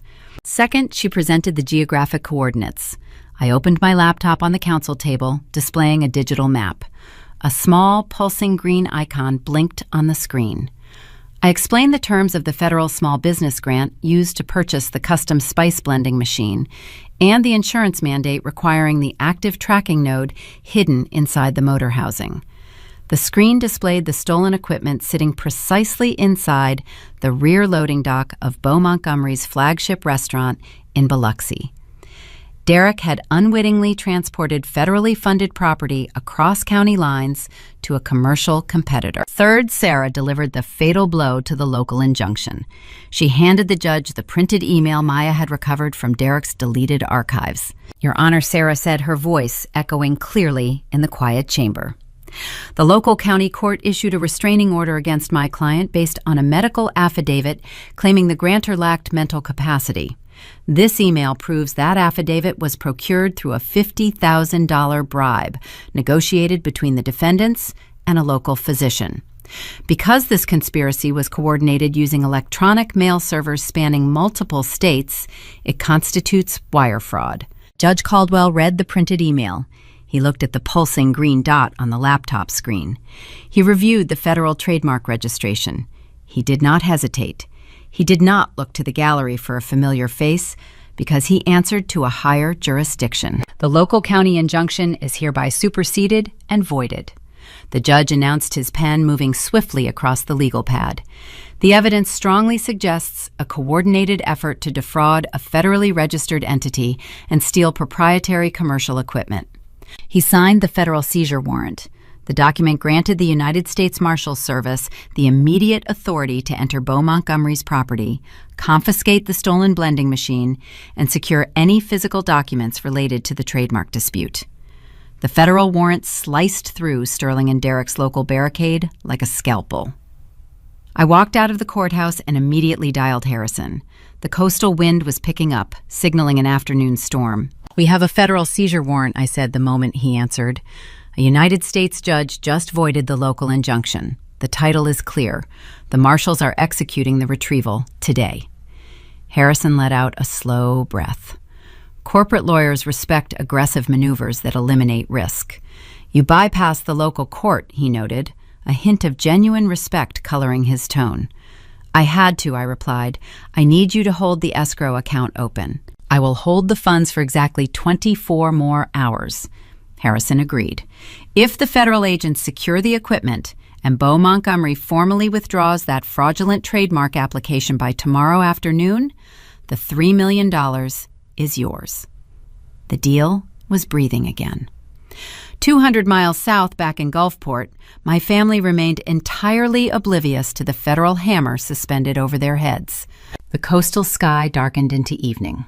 At the Lucas household, the atmosphere was thick with celebratory arrogance. Patricia stood in front of her ornate vanity mirror, fastening a strand of authentic pearls around her neck. She wore a tailored emerald evening gown, admiring her reflection with the deep satisfaction of a woman who believed she had successfully engineered her own salvation. She had silenced her troublesome daughter, secured her social standing, and positioned herself as the savior of a cherished family legacy. Sterling stood in the hallway adjusting the cuffs of his expensive tuxedo. He felt invincible. He had leveraged his relationships, utilized a compliant local judge, and eliminated the only threat to his financial survival. He believed the local injunction was an impenetrable fortress. Derek arrived at the house in his luxury truck wearing a designer suit that cost more than his monthly mortgage payment. He poured himself a glass of aged bourbon from his father's crystal decanter. He smiled, the tension of his impending bankruptcy momentarily erased by the promise of the franchise equity. He had secured the physical machine in the middle of the night without consequence. He thought he was a tactical genius. Tonight was the grand VIP launch party for Montgomery's Delta Gold. Bo had invited the mayor, the local chamber of commerce, and every wealthy investor on the Gulf Coast. Sterling, Patricia, and Derek were scheduled to stand on the main stage during the ribbon-cutting ceremony, where Bo would publicly thank them for passing the torch of their grandmother's famous recipe. They were ready to step into the spotlight and accept the applause they felt they deserved. They did not know that the spotlight was already waiting for them, but it was not the kind they anticipated. The humid night air clung to the windshield of the vehicle I was sitting in. I was not driving my sedan. I was seated in the back of an unmarked black sport utility vehicle parked across the street from Bo Montgomery's flagship restaurant. The restaurant exterior was brilliant, illuminated by string lights and staging equipment. Valets rushed to open the doors of imported luxury cars. Waitstaff in pristine white uniforms carried trays of champagne through the front entrance. Laughter and jazz music drifted across the asphalt. I sat in the darkness of the tinted cabin, watching the theater unfold. In the front seats of the vehicle sat two armed United States Marshals. They wore tactical vests over their shirts, their badges reflecting the ambient streetlights. They were reviewing the signed seizure warrant, coordinating their entry protocols over a secure radio channel. They were not there to attend a party. They were there to execute a federal mandate. The dashboard clock glowed in the dark. The ribbon-cutting ceremony was scheduled to begin in less than 10 minutes. I watched a familiar luxury sedan pull up to the valet stand. Sterling stepped out, adjusting his lapels. Patricia emerged, waving to a local socialite. Derek followed, grinning, as he handed the keys to the attendant. They walked up the red carpet together, radiant and untouchable. I leaned forward in my seat, the leather creaking slightly in the quiet cabin. The trap was fully set. The paperwork was signed. The authorities were in position. I watched my family walk through the front doors to claim a stolen empire, waiting for the exact moment to let the entire structure collapse on top of them. The interior of Montgomery's flagship restaurant glowed under the warm light of Edison bulbs and crystal chandeliers. The dining room was a curated display of Gulf Coast influence. The mayor stood near the mahogany bar, holding a glass of bourbon. Local real estate tycoons mingled with parish board members, their designer suits and silk dresses brushing against the rustic brick walls. The air carried the rich, smoky aroma of hickory wood and caramelized brown sugar. It smelled exactly like my grandmother's kitchen, hijacked and repackaged for a premium price tag. I stepped out of the unmarked sport utility vehicle. The humid night air wrapped around me heavy and expectant. The two United States Marshals flanked my sides. They did not walk with the hurried panic of local police responding to a noise complaint. They moved with the synchronized, deliberate pace of a federal mandate. The thick fabric of their tactical vests rustled quietly. Their boots struck the pavement in perfect unison. We approached the glass double doors of the entrance. Through the transparent panes, I could see Bo Montgomery standing on a raised wooden platform in the center of the room. He held a microphone in one hand and a champagne flute in the other. He possessed the polished charisma of a man who built an empire by claiming other people's recipes as his own. Sterling and Patricia stood right beside him on the stage. My mother wore her emerald evening gown like a royal mantle. She gazed out at the crowd with a serene, practiced smile, absorbing the admiration of her peers. My father stood tall, his shoulders squared in his expensive tuxedo. He looked like the undisputed patriarch of a thriving Southern dynasty. "Let us raise a glass to Heritage Bo," announced into the microphone. His voice echoed through the high-ceiling speakers, smooth and commanding. Tonight, we celebrate more than just a new retail line. We celebrate the preservation of history. I want to personally thank Sterling and Patricia Lucas for trusting me with their family legacy. They brought their beloved grandmother's magic back to this community, and they ensured that true Delta flavor will live on forever. The crowd erupted into polite applause. Patricia placed a manicured hand over her heart, feigning humble gratitude. Sterling raised his own glass toward the mayor. Waitstaff in crisp white aprons emerged from the kitchen carrying silver trays. Atop each tray rested rows of glass bottles featuring the Stolen Rustic label. The servers began distributing the inaugural batch of the sauce to the eager guests. The timing was poetic. The lead marshal pushed the heavy glass doors open. We walked into the dining room. The transition was instantaneous. A ripple of confusion spread from the entryway toward the center of the room. Guests near the door lowered their drinks. The conversations died out, replaced by the heavy sound of federal boots marching across the polished hardwood floor. The jazz band playing in the corner noticed the tactical vests and abruptly stopped playing. The sudden silence in the crowded restaurant was deafening. Patricia spotted me first. Her practiced smile hardened into a rigid line. She did not notice the badges right away. She only saw the daughter she thought she had successfully exiled, daring to interrupt her moment of triumph. Luna Patricia hissed, her voice projecting across the silent room. She stepped to the edge of the stage, her tone dripping with rehearsed disappointment. "What are you doing here? You are embarrassing yourself. This is a private event. I told you to stay away until you sought professional help." She was trying to deploy her usual strategy, painting me as the unstable child ruining a sophisticated gathering. She wanted the crowd to pity her. I did not answer her. I did not need to. The marshals bypassed me entirely. They ignored my mother and her emerald dress. They marched straight toward the wooden platform, their eyes fixed on the restaurant owner. Bo Montgomery, the lead marshal, stated. His voice was a flat, authoritative baritone that required no microphone to command the room. He handed Bo a thick, folded document. "We are executing a federal seizure warrant issued by the United States District Court." Bo froze. The champagne flute trembled in his hand. "What is this?" he stammered, the smooth charisma draining from his face. "This must be a jurisdictional mistake." "There is no mistake," the marshal replied. "We are securing stolen property transported across state lines, specifically a custom commercial blending machine bearing a federally registered tracking node." Without waiting for permission, the second marshal signaled to a team of agents waiting by the rear alley. The kitchen doors swung open. 3 more federal officers marched directly into the prep area.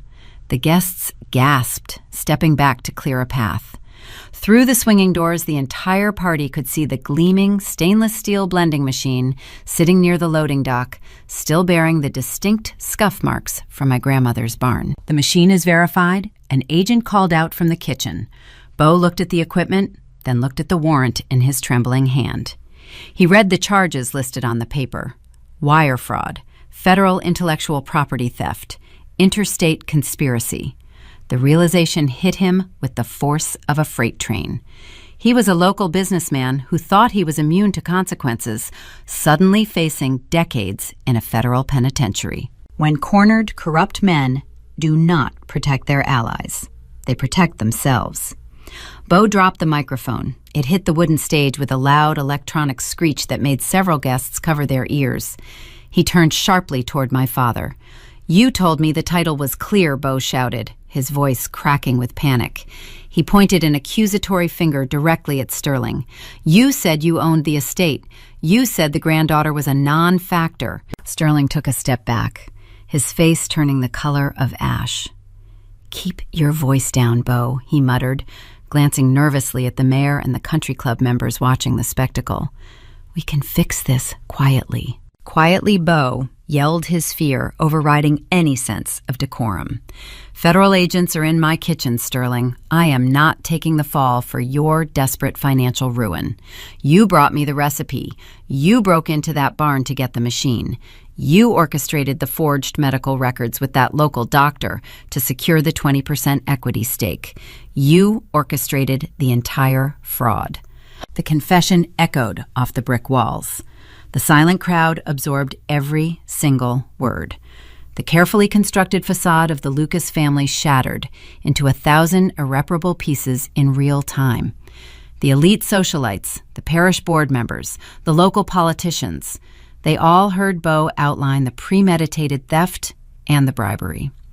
Patricia clasped her hands over her mouth, her eyes wide with unadulterated horror, as her social standing evaporated in front of her peers. Derek saw the walls closing in.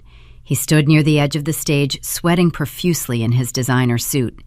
He realized the franchise equity that was supposed to save him from bankruptcy was a mirage. He slowly backed away from the platform, attempting to slip into the crowd and make a quiet exit through the rear fire doors. He made it exactly 4 steps. A federal agent stepped into his path, blocking the exit. The officer rested a hand on his utility belt. Nobody leaves the premises until the area is secured and statements are collected, the agent instructed, his tone leaving zero room for negotiation. Derek slouched against the brick wall, defeated and trapped. Sterling looked around the room, breathing heavily. He was a man accustomed to buying his way out of minor inconveniences, but he possessed no currency capable of purchasing a federal pardon. His eyes locked onto me, standing calmly near the entrance. The realization that I had orchestrated the trap finally pierced his arrogant shell. He panicked. He reverted to the only tangible weapon he thought he still possessed. "This is absurd," Sterling yelled, his voice echoing with frantic desperation. He reached into his tuxedo jacket and pulled out a yellowed, stained piece of paper. He held it high in the air for the crowd and the marshals to see. "I am the sole legal owner of this intellectual property. I possess the original handwritten recipe card. Ruby gave it to me. The paper proves the formula belongs to my estate. You cannot seize a trademark if I hold the foundational document." He waved the card like a flag of immunity, clinging to the scrap of paper he originally sold for $500. He believed physical possession of her handwriting superseded my corporate filings. I walked slowly toward the stage. The crowd parted for me, their eyes tracking my every movement. I did not raise my voice. I did not display a single ounce of anger. I reached into my leather purse and pulled out a crisp, notarized legal document. "You hold a piece of paper, Sterling," I said, stopping at the base of the platform. "I hold the vault." I stood at the base of the wooden platform, feeling the collective gaze of 200 Gulf Coast elites burning into my back. Sterling remained frozen on the stage, his arms suspended in the air, his fingers tightly gripping the yellowed recipe card. He looked like a man clinging to a single piece of driftwood in the middle of a hurricane, unaware that the wood was lined with lead. "Put that piece of paper down, Sterling," I instructed. My voice carried no anger, only the hollow finality of a gavel striking a sounding block. I unfolded the crisp pages I had retrieved from my purse. The embossed seal of the state notary caught the ambient light of the crystal chandeliers above us. The thick parchment felt heavy in my hands, a physical manifestation of my grandmother's brilliant foresight. 18 months ago, Ruby foresaw exactly what you would do the moment her heart stopped beating, I said, projecting my words so they carried to the very back of the dining room. She knew you viewed her home as a cheap real estate flip. She knew you saw her life work as a quick payday to cover your son's failing commercial developments. So she made a definitive choice to protect her legacy from her own blood. I turned a page holding the document so the lead marshal could verify the federal watermark stamped across the bottom. She did not just sign a standard trademark application. She established an irrevocable blind trust. She designated a third-party fiduciary to hold the legal title, ensuring she retained zero power to alter the terms. She built a fortress out of paperwork. She transferred the deed to the Oakwood Lane property, the physical barn, the bottling equipment, and every single iteration of her recipes into that protective entity. She relinquished her own direct ownership, specifically so you could never coerce her into signing it away during her final vulnerable days. Sterling lowered his arms slowly. The recipe card trembled in his grip. The color drained from his face, leaving a pale, sickly hue beneath his country club tan. His eyes darted between me the federal agents, and the dense legal document in my hand. "That card does not belong to you," I continued, stepping up the first wooden stair of the platform. "It never belonged to you. When you took it from her nightstand and handed it to Beau Montgomery this morning, you did not negotiate a family business transaction. You fenced stolen property belonging to a registered corporate trust." I watched the realization hit him. The arrogant smirk he wore all week dissolved into pure, unadulterated panic. "And you thought you were so clever negotiating that $500 cash payment," I said, my tone clinical and precise. "You wanted a cheap receipt to legitimize Beau's fraudulent trademark filing. You believed it was a harmless decoy to block my corporate buyout. But you failed to read the state penal code." I looked directly into his eyes, ensuring he absorbed the full weight of his miscalculation. $500 is not just a nominal fee, Sterling. It is the exact monetary threshold required to elevate misdemeanor theft to felony grand larceny in this jurisdiction. By demanding that specific amount of cash, you provided a signed bill of sale documenting a felony transaction. You transported the stolen asset across state lines by attempting to register it with the Federal Patent Office. You handed the authorities a written confession on a silver platter. A collective murmur rippled through the dining room. The mayor set his bourbon glass on a cocktail table and quietly stepped toward the exit, eager to distance himself from the unfolding scandal. Investors who had championed Montgomery's new franchise exchanged worried glances, calculating their own financial exposure. The elite circle my parents had cultivated for decades was abandoning them in mere seconds. To my left, Patricia began to crumble. The emerald evening gown suddenly looked like a costume she had outgrown. The composed, aristocratic posture she maintained for 30 years collapsed inward. She looked at the faces of her peers, the women she played tennis with, the men who funded her charity galas. She saw their expressions shifting from admiration to profound revulsion. The social exile she had tried to orchestrate for me this morning was now crashing down upon her own head. Tears streaked her flawless makeup. She covered her face with both hands, letting out a ragged, unrehearsed sob. She realized her life was finished. The galas, the pristine reputation, the exclusive dinners, all of it vanished into the humid air, replaced by the imminent reality of federal indictments, asset forfeitures, and public disgrace. The police she had weaponized against me at my office were now the same authorities processing her husband. Beau Montgomery leaned against the brick wall behind the stage, sliding down until he sat on the floor.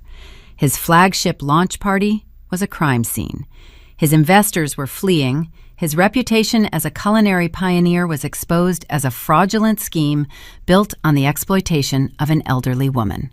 The lead marshal stepped onto the stage. He reached out and smoothly plucked the recipe card from Sterling's limp fingers, sliding the stolen document into a clear plastic evidence bag. He sealed the top with a swift, definitive zip. "Sir," the marshal said, his tone devoid of any sympathy, "place your hands behind your back." Sterling did not resist. He did not yell or threaten lawsuits. The fight evaporated from his posture, leaving behind an empty shell of a man who realized his arrogance had engineered his own destruction. The metallic click of the handcuffs snapping shut echoed through the silent restaurant. It sounded exactly like a lock turning on a barn door. I watched my father being secured by federal agents. I watched my brother Derek cornered near the kitchen doors, his head hanging low between his shoulders, while another officer read him his rights. I did not feel a rush of triumphant joy. I felt a heavy, settling peace. The truth is a demanding burden, but it holds you upright when everything else burns to the ground. I turned around. I did not offer any parting insults. I did not demand an apology. Providing emotional reactions to toxic people only feeds their desire for conflict, and I was entirely finished feeding my family. I walked down the center aisle of the dining room. The sea of local elites parted, offering a wide berth. No one whispered. No one made eye contact. They simply watched a woman who had drawn an impenetrable boundary and defended it with ruthless precision. I walked past the silver trays holding the counterfeit sauce, leaving the fraud behind me. I pushed through the heavy glass doors and stepped out into the Mississippi night. The coastal breeze felt cleaner now, carrying the scent of salt water and incoming rain. The oppressive heat of the day had finally broken. The state was rich in literary history and Southern cotton-growing heritage, a place where deep roots often tangled with dark secrets. Today, I had untangled mine. I walked past the valet stand, ignoring the curious stares of the parking attendants, and climbed into the driver's seat of my sedan. I closed the door, sealing out the noise of the federal raid unfolding inside the restaurant. I gripped the steering wheel, resting my forehead against the cool leather for a long moment. It was over. The physical machinery was secured. The title dispute was effectively dead. Bo Montgomery's fraudulent application would be withdrawn by morning to mitigate his own prison sentence. I inserted my key into the ignition. The engine hummed to life, a steady, reassuring sound that grounded me in the present moment. I shifted the car into drive and pulled away from the curb, leaving the flashing lights of the unmarked federal vehicles in my rearview mirror. I drove toward the coastal highway, planning to return to Biloxi and sleep for the first time in 3 days. The streetlights painted rhythmic yellow lines across my dashboard as I accelerated onto the empty road. As I merged onto the darkened highway, the digital display on my center console illuminated, casting a soft blue glow through the cabin. My phone, resting in the cup holder, buzzed with a sharp, distinct notification chime. I glanced down at the glowing screen. It was a priority alert from my commercial banking application. A new message overriding the frozen account status, signaling a fundamental shift in my reality. The digital display illuminated the dark cabin of my sedan as I merged onto the coastal highway. I pulled onto the gravel shoulder and shifted the transmission into park. My hands trembled, not from fear, but from the sudden adrenaline crash following a 3-day war of attrition. I tapped the notification banner on my screen. The device unlocked, loading my commercial banking portal. The stark red restriction warning that haunted me all week was gone. In its place, a single line of green text confirmed the incoming wire transfer. $3 million. Harrison did not wait for the morning. The moment the federal marshals secured the stolen property and Bo Montgomery's defense attorney formally withdrew the contested trademark application to salvage a plea deal, the corporate acquisition finalized. The escrow vault opened. The funds bypassed my frozen personal checking and routed directly into the secure trust account I managed. The financial victory was staggering, an influx of generational wealth that fundamentally altered the trajectory of my life. Staring at those digits glowing in the dark, I did not feel an urge to celebrate or purchase luxury goods. I felt an overwhelming need to go home. The next morning, the coastal sun burned away the lingering storm clouds. I drove back to Oakwood Lane. The property looked remarkably different in the daylight. The faded seafoam green paint on the wraparound porch no longer represented neglect. It represented resilience. I walked past the front steps and headed straight for the backyard, carrying a heavy pair of steel bolt cutters I purchased at a hardware store at dawn. The grass was damp with morning dew. The azalea bushes swayed in the gentle Gulf breeze. I reached the wooden sliding doors of the barn. Derek's heavy-duty padlock hung from the iron hasp, a lingering symbol of his arrogant attempt to lock me out of my own legacy. I aligned the forged jaws of the bolt cutters around the thick brass shackle. I squeezed the handles together with every ounce of physical leverage I possessed. The metal resisted for a fraction of a second before snapping with a loud, satisfying crack. The lock tumbled into the dirt. I pushed the heavy doors open.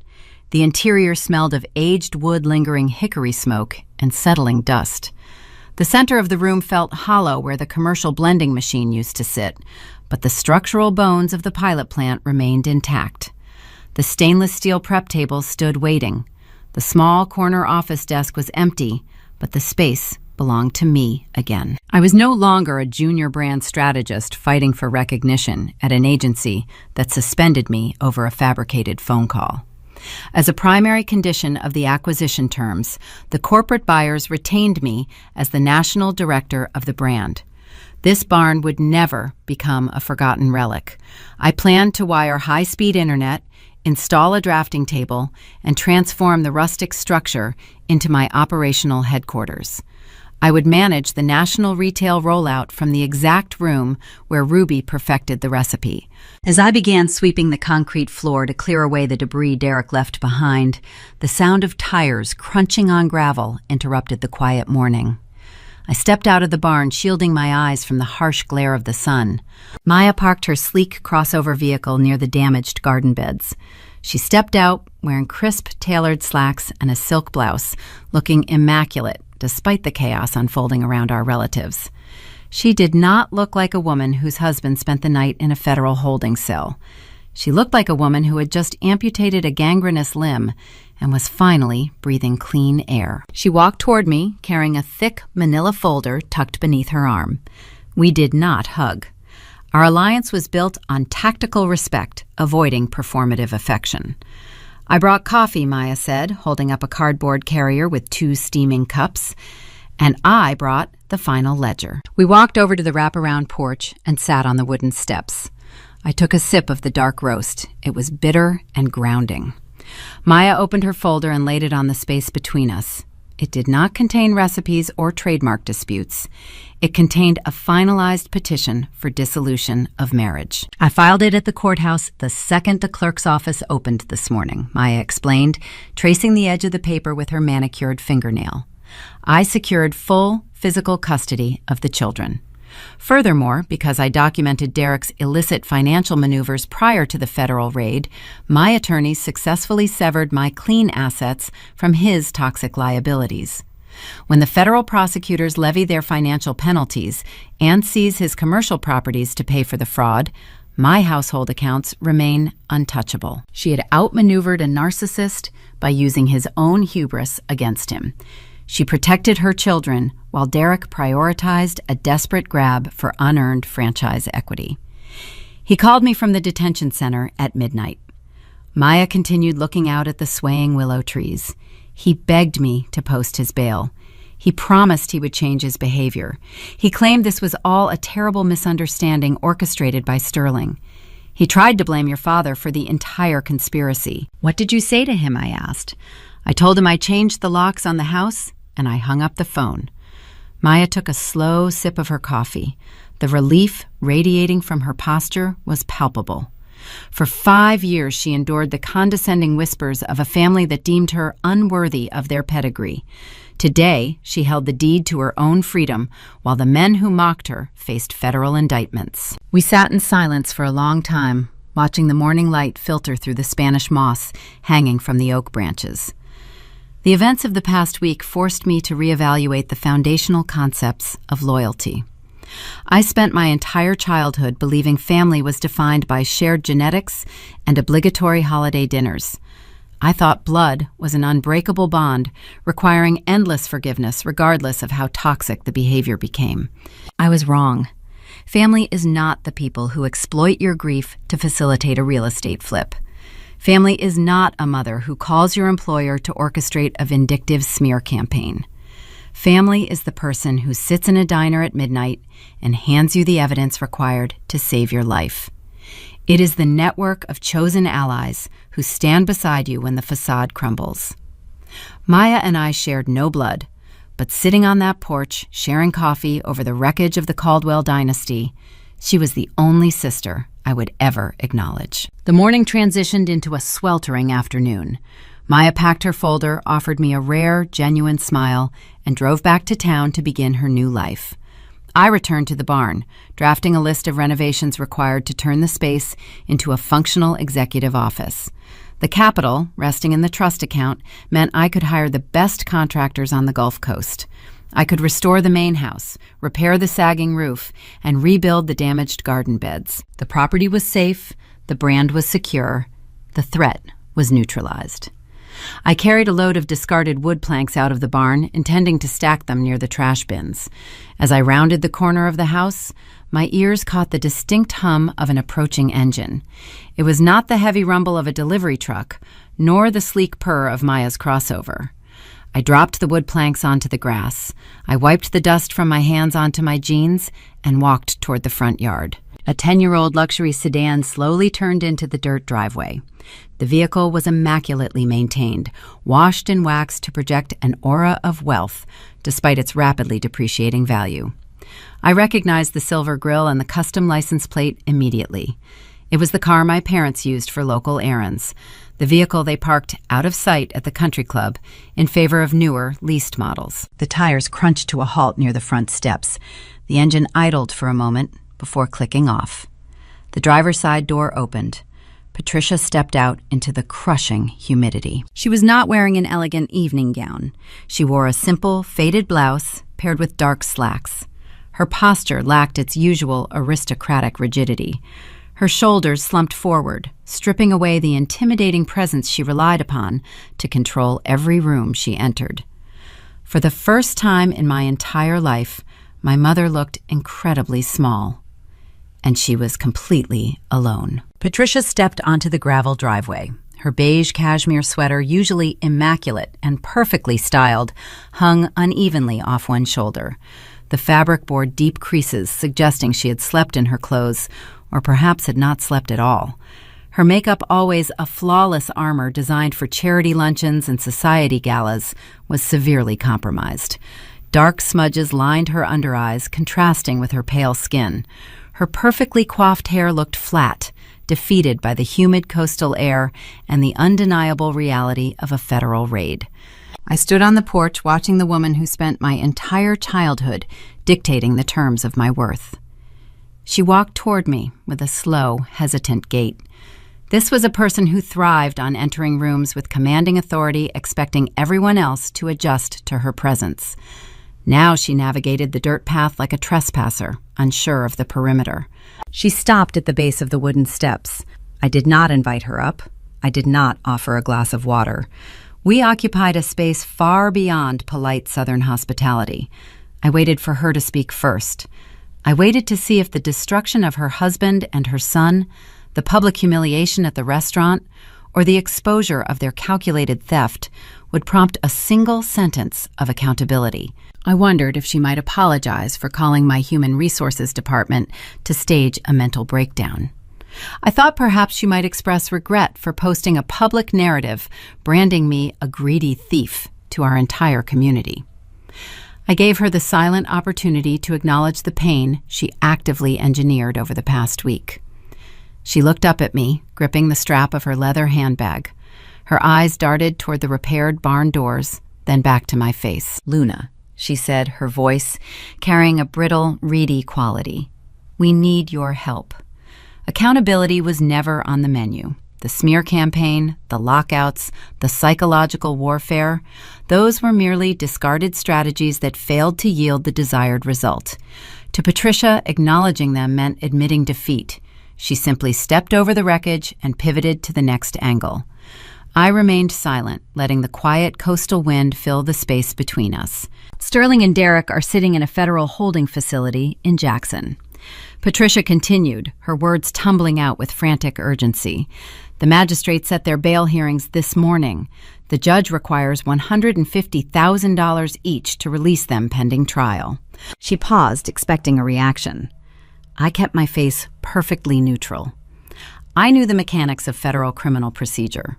I also knew that men accustomed to luxury country clubs do not survive well in detention centers. Our local bank accounts are frozen and inaccessible, Patricia explained, her tone shifting into a desperate plea. The authorities initiated a fraud investigation. They placed a hold on the primary checking, the savings, even the emergency lines of credit. I cannot write a check. I cannot leverage the house. The defense attorneys require a retainer, and the bondsman demands liquid cash. We are stranded. She took a step up the wooden stairs. She reached out, attempting to place her hand on my forearm, seeking the physical connection she routinely weaponized to enforce compliance. I took a deliberate step backward, keeping myself out of her reach. Her hand fell to her side, hovering in the empty air.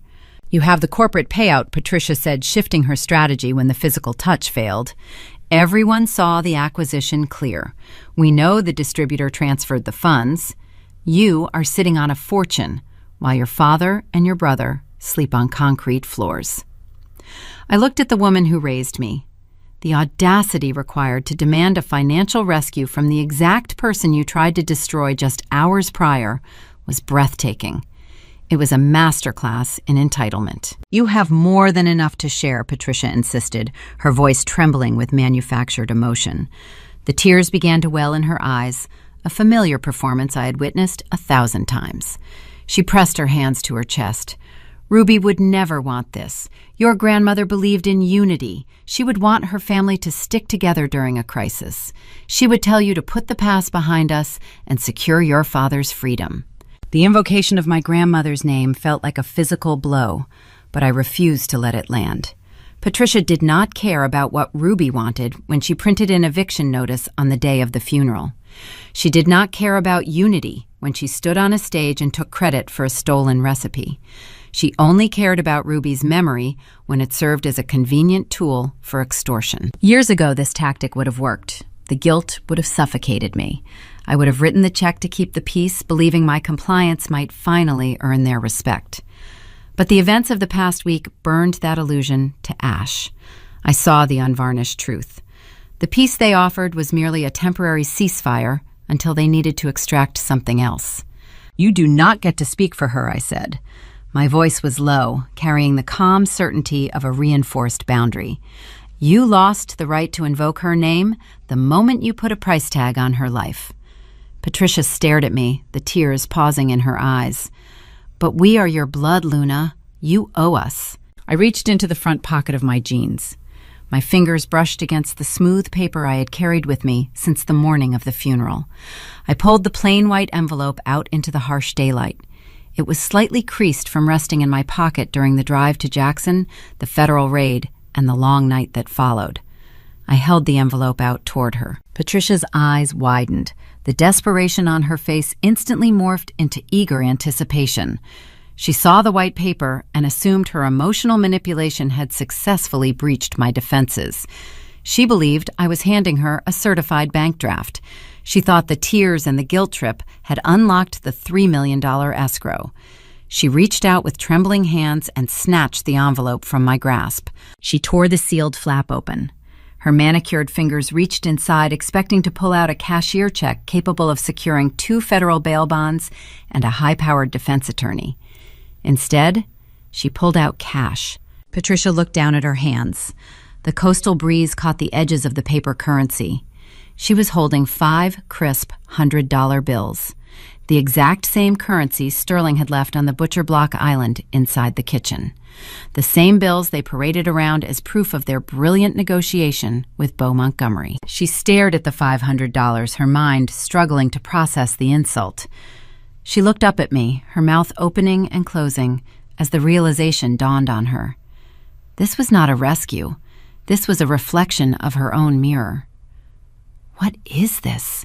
Patricia whispered, her voice barely audible over the rustling leaves of the nearby oak trees. I looked directly into her eyes, ensuring she felt the full weight of the transaction. I did not raise my voice. I did not need to shout. The quietest sentences often carry the heaviest consequences. "That is what you said her legacy was worth," I stated, enunciating every single syllable with cold precision. "Not a penny more." I turned around. I walked across the wooden porch and stepped through the front door. I pulled the heavy oak door shut behind me. The deadbolt slid into place with a loud metallic click. I did not look out the window. I did not wait to see if she cried or screamed.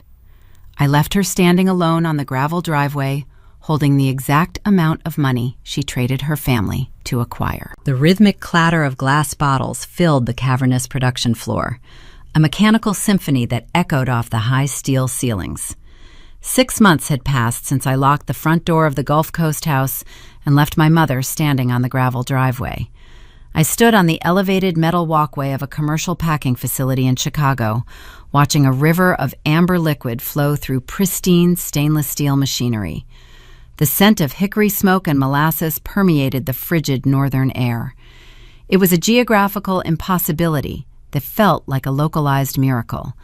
I was 1,000 miles away from Mississippi, but the air smelled exactly like home. Back in the Delta, the dust had finally settled into a permanent concrete reality.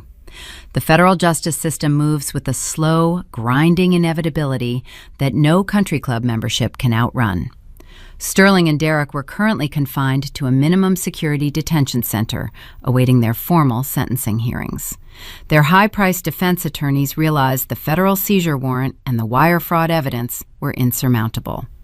They managed to secure plea deals, trading detailed confessions for slightly reduced prison terms. The judge revoked their passports and liquidated their remaining commercial assets to cover the immense financial penalties. The social fallout was far more severe than the legal consequences. The Gulfport elite excommunicated my family with ruthless efficiency.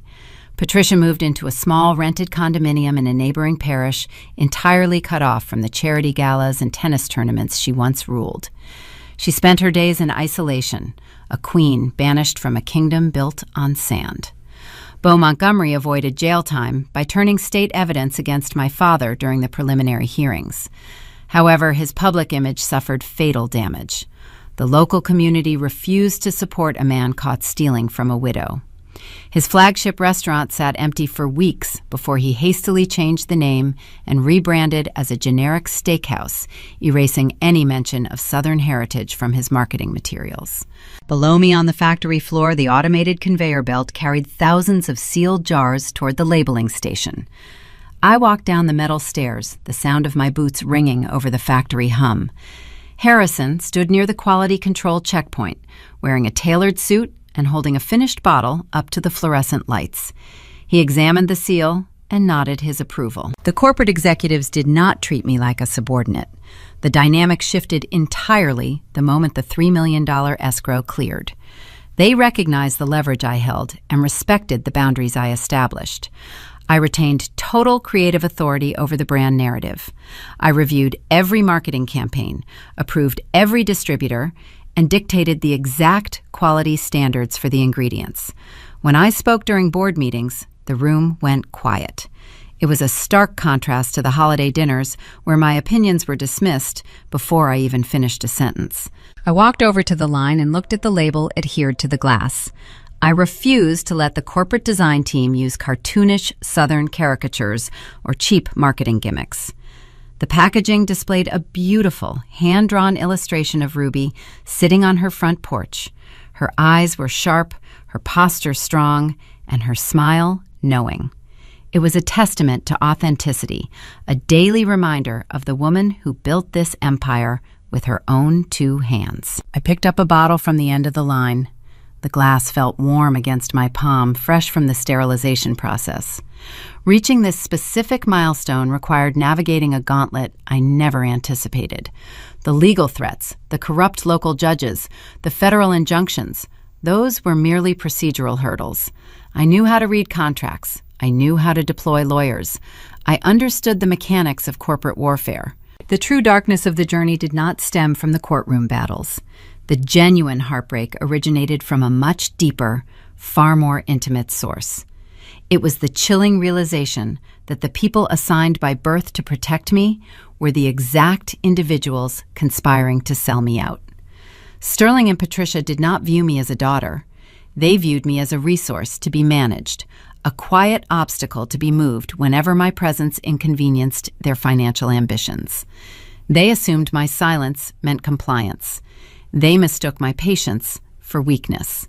Holding the warm jar in my hands, my mind drifted away from the noisy Chicago factory and returned to a quiet Sunday afternoon in Gulfport 2 years ago. The Gulf breeze rattled the screen door of the old house. Ruby sat across from me at the butcher block island. She wore her faded lavender cardigan, her hands covered in white flour from rolling out biscuit dough. The kitchen smelled of rendering fat and dark brown sugar. She paused her work, wiping her hands on a cotton towel. She looked at me with an intensity that pierced straight through my chest. She told me the world would always try to dictate my value. She said people who lacked their own substance would always try to harvest mine.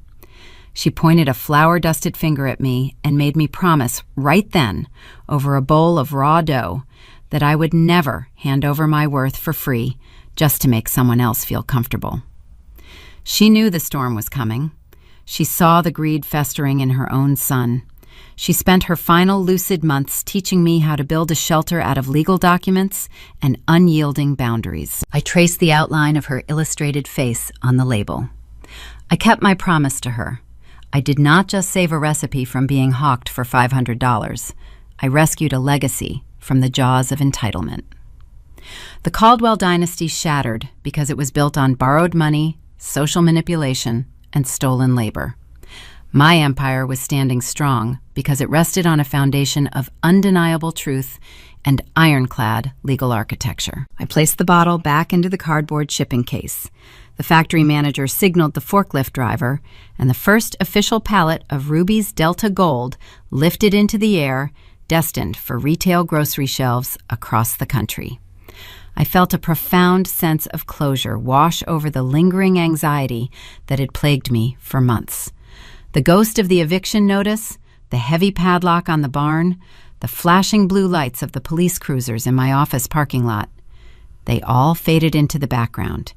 They were rendered powerless by the sheer momentum of my current reality. Maya texted me earlier that morning.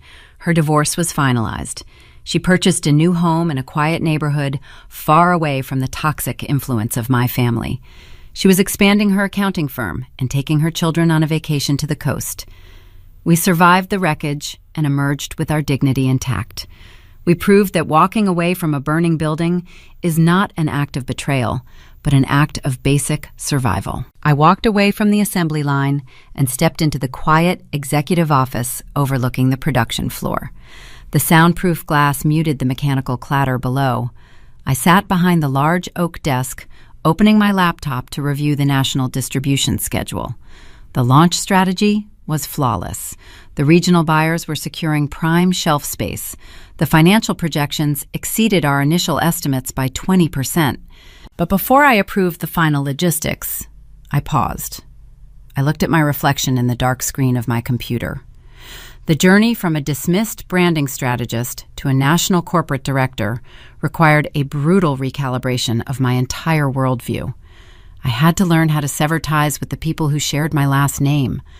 I had to learn how to stand alone in a crowded room, face the individuals who tried to destroy my sanity, and let the silence speak for itself. I realized that the hardest part of drawing a boundary is not the initial conflict. The hardest part is surviving the smear campaign that follows, holding your ground when the people you love try to convince the world that you are the villain. I turned my chair to face the expansive window, watching the factory workers load the delivery trucks.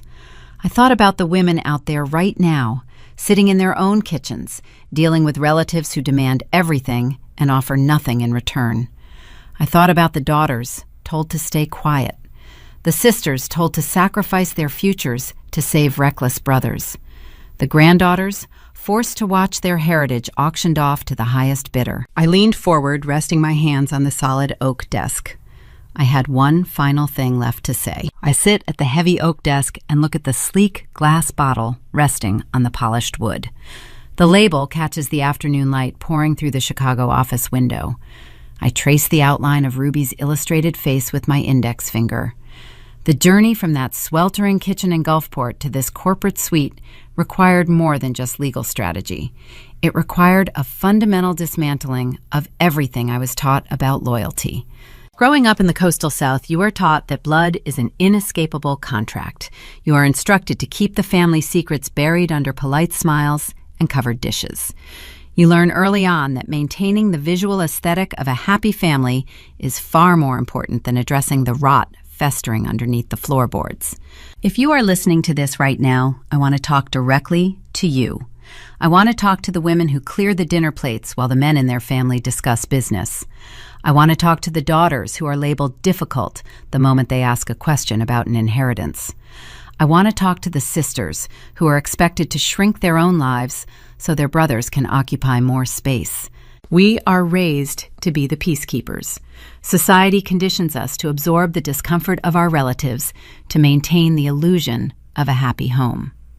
Toxic family systems thrive on this exact conditioning.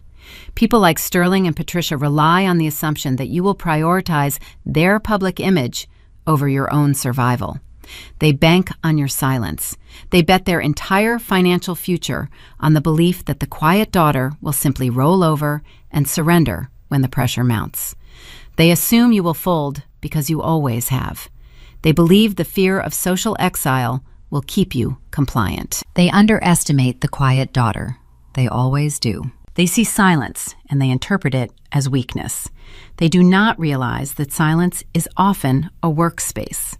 While they were busy performing for the country club, drinking bourbon with local politicians and plotting their real estate flips, I was reading the fine print. I was filing the paperwork. I was building a fortress, brick by brick, document by document. I did not waste my energy trying to convince them of my value.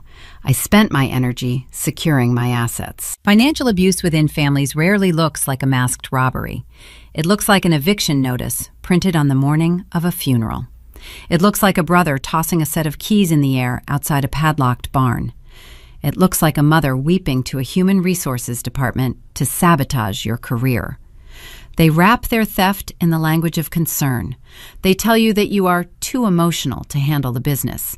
They insist they are managing the assets for the good of the estate. That is gaslighting in its purest form. Gaslighting requires a dark room to operate. It needs isolation and confusion to take root. The moment you turn on the lights, the moment you introduce federal trademarks and verified bank records, the illusion disintegrates. You see them for what they truly are. They are not powerful patriarchs or untouchable socialites. They are desperate individuals relying on manipulation because they lack the competence to build anything real on their own. You do not have to argue with people committed to misunderstanding you. You do not have to scream to prove you are right. Screaming only gives them the reaction they crave. It provides them with the evidence they need to call you unstable.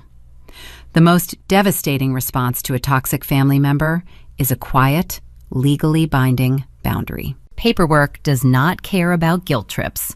A federal seizure warrant does not negotiate with a mother pretending to cry on a front porch. A notarized trust document does not respond to manipulative text messages. When you establish a boundary backed by the law, you strip away their ability to twist the narrative. You force them to argue with a judge instead of arguing with you. You take away their primary weapon, which is your own emotional reaction. Setting that boundary is the ultimate form of self-respect. It is a declaration that your future is no longer available for their consumption. Walking away from my parents was the hardest thing I have ever done. The grief of losing a family to their own greed is profound and isolating. You mourn the parents you deserved, the brother who should have protected you, the safety you never actually possessed. You grieve the empty chairs at the holiday table. But on the other side of that grief is a remarkable sense of clarity. You realize you are no longer carrying the weight of their bad decisions. You are no longer responsible for funding their mistakes. You are finally free to live a life that belongs entirely to you. Maya understood this. She filed her divorce papers and reclaimed her life before Derek could drag her down with him. She looked at the reality of her marriage, calculated the cost of staying, and chose her own peace. We both learned that walking away is not a failure. It is a rescue mission. I reach across the desk and wrap my hand around the glass bottle. I grip the metal lid and twist. The seal breaks with a sharp, satisfying pop. The scent fills the corporate office instantly. It cuts through the sterile smell of the commercial facility. It is the aroma of hickory wood, dark brown sugar, and a specific blend of spices that grew in the Mississippi Delta soil. It smells like a Sunday afternoon in July. It smells like a wooden porch with peeling seafoam green paint. It smells like Ruby. I breathe it in. The recipe is perfectly preserved. The legacy is protected. The flavor remains unchanged by the greed that tried to consume it. Every time a family sits down to a meal and opens a jar of Delta Gold, they are experiencing her brilliance. They are tasting the work of a woman who knew her own worth and made sure her granddaughter knew it too. Ruby knew the men in our family would try to erase us, so she taught me how to write my name in permanent ink. Sterling sits in a minimum security facility. Patricia sits alone in a rented condominium. Derek faces the ruins of his development firm. They tried to sell our history for $500, and they paid for that choice with their freedom and their standing. I sit in a corner office managing a national brand. I kept the table. I kept the barn. I kept my promise. You do not owe your sanity to people who refuse to respect your boundaries. You do not owe your financial stability to relatives who treat you like a contingency plan. If someone puts a price tag on your worth, you have every right to remove yourself from their market. You do not have to attend the argument you are invited to. You can simply decline the invitation and lock the door behind you. I know I am not the only one who has faced this. I know there are thousands of you listening right now who have stood in similar kitchens, facing similar ultimatums. I want to hear your stories. Have you ever had to enforce a hard legal boundary with a toxic family member? Have you ever had to walk away from the people who raised you to protect your own future? Tell me how you found the strength to read the fine print and stand your ground. Share your experiences in the comments below. We build our own community by sharing the truth. Thank you for listening to my story. If this narrative resonated with you, if it reminded you of your own strength, please subscribe to QT Told Stories. Give this video a like so more people can find it and realize they are not alone in their fight. Remember that dignity does not raise its voice. Dignity lets the paperwork do the talking. I will be waiting for you in the comments, and I will see you in the next story.